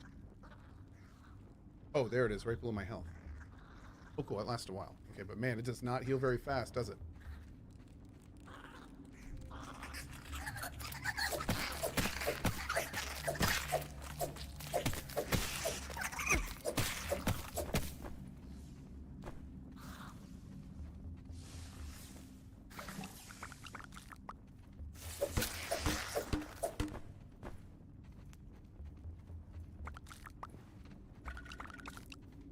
All of that.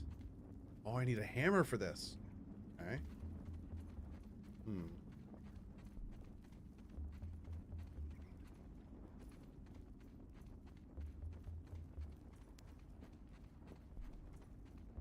I playing on the hardest difficulty? I think I am.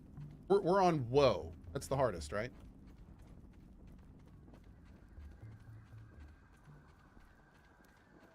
Yeah. Okay. Great. Okay. My aunt. Let's go back. Whoa. It's a Weevil. Consulting Detective Weevil, hot on the trail. He's got a nose for the truth. Now he did. Sorry, Weevil bro.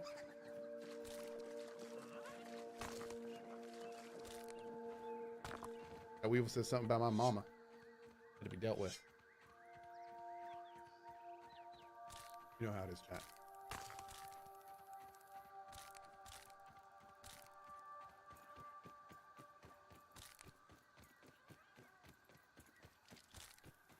Hey, Mr. Ant.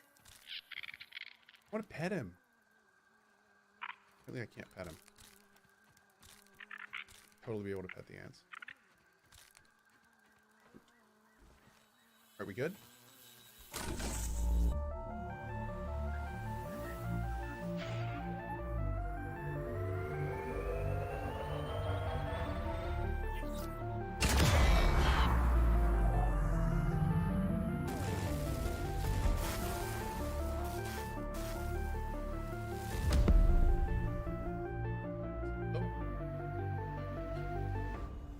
Okay. My bad?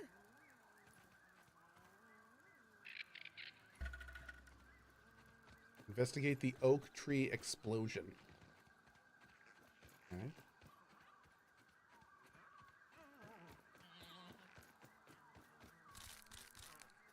Can I eat mushrooms? Edible fungus that restores a small amount of hunger. Okay, so we can't eat those if we need to. Hunger and water getting a little bit low. Oh. I chop that down. Oh.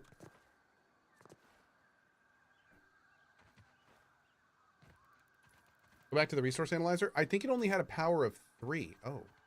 Oh. Oh. Oh. Oh, hell yeah. There we go. Does this thing just constantly drop out liquid? Oh, hit the leaves and the thing will drop? Cool. The analyzer power recharges. Oh, great. Thank you. It's like that right there.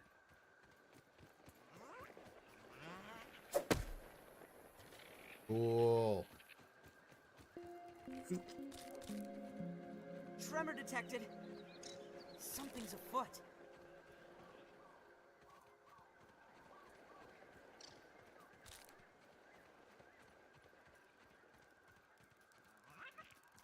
Here we go, little guy. Okay. And I have no idea where I want to put my base. I think we want to centralize it, but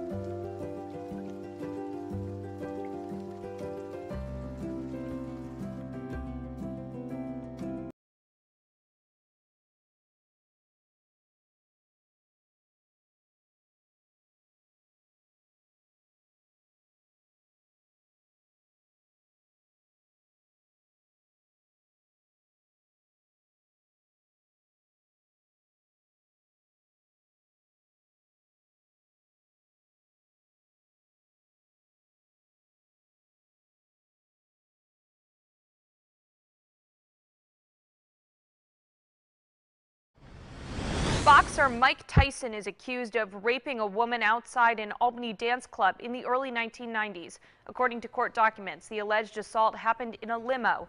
The victim says she still suffers physical and emotional harm. She's seeking $5 million in damages. News 10 is working to contact Tyson's team for comment. The lawsuit was filed earlier this month as part of New York's Adult Survivors Act. The law took effect in November and gives survivors of abuse a one-year look-back window to file lawsuits regardless of when the abuse happened.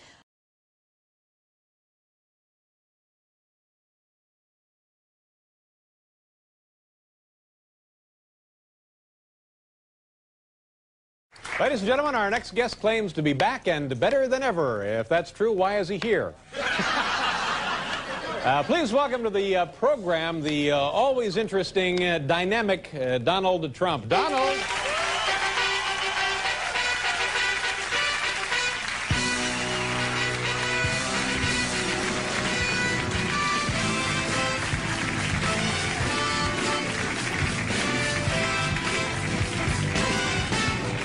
Welcome to the program. Good nice to see to be with you, David. You know, people have interest in you for a couple of reasons. I can't imagine what that is. Let's just get right to the stuff that people want to know about.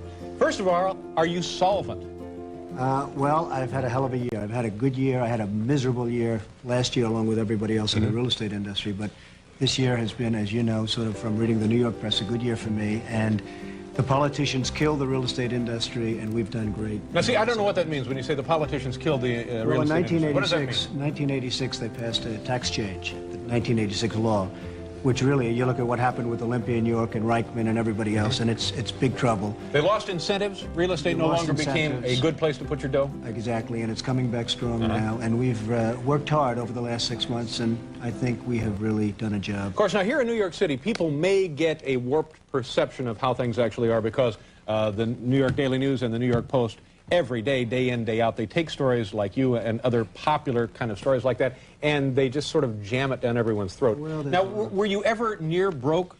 I was never near broke. I was having a good time, and it was a good year to get a divorce. Let's go back. Let's go back. If you don't mind, what did you have to unload? Well, I didn't unload. I sold things. I sold the shuttle. And all right, the shuttle is no longer the Trump shuttle. I unloaded the wife.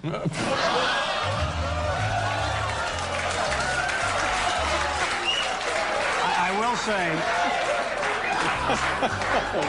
Why did I say that? Tell me, why did I say that? Yeah. Although it was a good year to get a divorce. That ought to cost you a couple extra million right there. That could have been a very expensive sale. And, but it was a rough year for a lot of people, and I came out really great, and I'm very happy about it. The casinos are doing record business in Atlantic City. We're up, I guess, 75%, and they're just doing record business. And we just got certified on the west side of Manhattan for the largest development in the world, actually, called Riverside South. How many acres of land do you own over there? It's 100 acres of land along the Hudson River behind Lincoln Center. And it's really a spectacular piece of land. And for 75 years, people have tried to get that piece of land zoned, and now we're going to do it. And what kind of things are you going to put over there? It's going to be residential. It's going to be studios. Maybe NBC would be interested. In fact, we talked to them originally about it. And tremendous parkland and waterfront property. You know what I'd like to see over there? What? One of those water parks and maybe a go-kart track. A lot of people would. Water slides and then like a mile-and-a-half go-kart track and stuff. It'd be great. It'd be a lot of fun. A lot of people would like that. But again, now I want to come back to this because for the reasons I stated earlier, people are interested, and the New York press kind of magnifies all of this. Were you ever really at a point when you thought, man, I'm down, I'm out, it's nearly tap city for me? Well, I was at a low point about a year and a half ago. I was really in deep.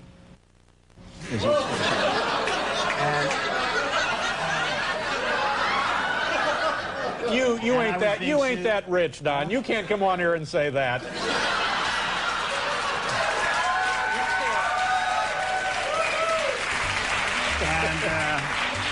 And it was sort of interesting. My wife was suing me for $2.5 billion, okay? And the day that I had the worst day of my life, about a year and a half ago, I had what's called a prenuptial agreement where if all else failed, and unfortunately I disagree with, divorce and everything else, but if it happens, it happens. The worst day of my life, Bad Story Times, front page, Bad Story Wall Street Journal, a year and a half ago, That was the final day that she said, I think I'm going to honor the prenuptial agreement. Give me $25 million. And I said, this is no time to be honoring that prenuptial agreement. But I did. And it was sort of an interesting turn of events. But it all worked out well, and, you know, here I am. I'm not sure I understand that last little thing, but let's go on to something else. H. Ross Perot, what do you think of this guy? I think he's interesting. I think he's got a real shot. Again, I watched what happened with the real estate industry, done by the politicians to a large extent, and I'm very disappointed in the president for not having stopped it. The economy cannot come back unless the real estate industry comes back, and unless they put the incentives back into real estate. And the politicians are starting to find that. There's a lot of different things happening, and you could see some real movement in that. But I am very disappointed with the administration, what they allowed to happen to this industry. It fuels every other industry. Okay, but let's get back to the question. H. Ross Perot, is he a legitimate candidate, a viable candidate? Could he step into the bureaucracy of the United States government and make a change, make anything work any better than it works now? I really don't know. I mean, he doesn't know his positions, and frankly, neither do I right now. Yeah. And you're going to have to see what happens. I think that he's certainly viable. He's got some great quips and some great color, and it's going to be interesting. I mean, with the Electoral College, anything could happen. You could have the two winners not winning and the third man getting in because it's a democratically controlled Congress. He's certainly viable. It's going to be very interesting to see what happens. I think he has a chance of winning. Yeah. Oh, really? You actually do? I think absolutely. Would you vote for the man? I think the country is so down. I think we're in such a deep depression, and nobody wants to talk about it. The stock market's up. If the stock market went down, then we are officially in a depression in this country. And so many people are disgusted with what's happened. People that own homes, their homes